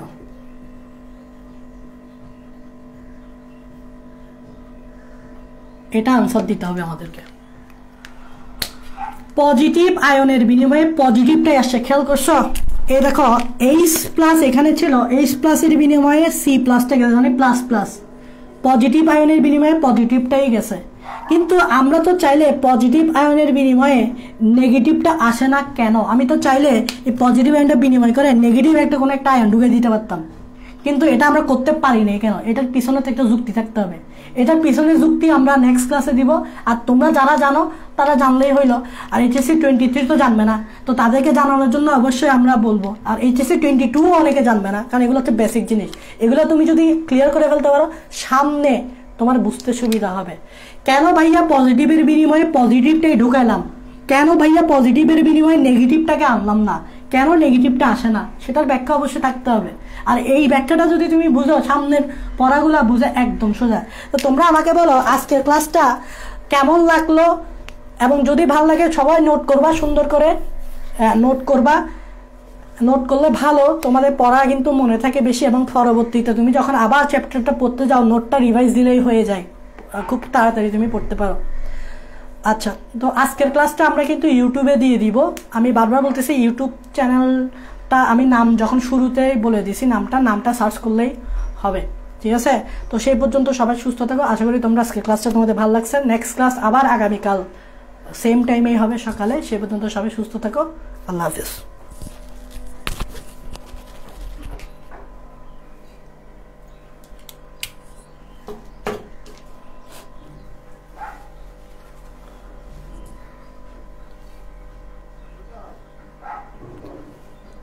ইউটিউব চ্যানেলের নাম তো বলছি ভাইয়া, ইউটিউব চ্যানেলের নাম তো ভাইয়া বলছি, ইউটিউব চ্যানেলের নাম ইউটিউব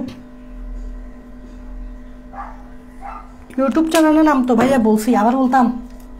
ইউটিউব হচ্ছে বায়োলজি, পুরাটা সার্চ মারবা, কারণ অনেক সময় আসে না।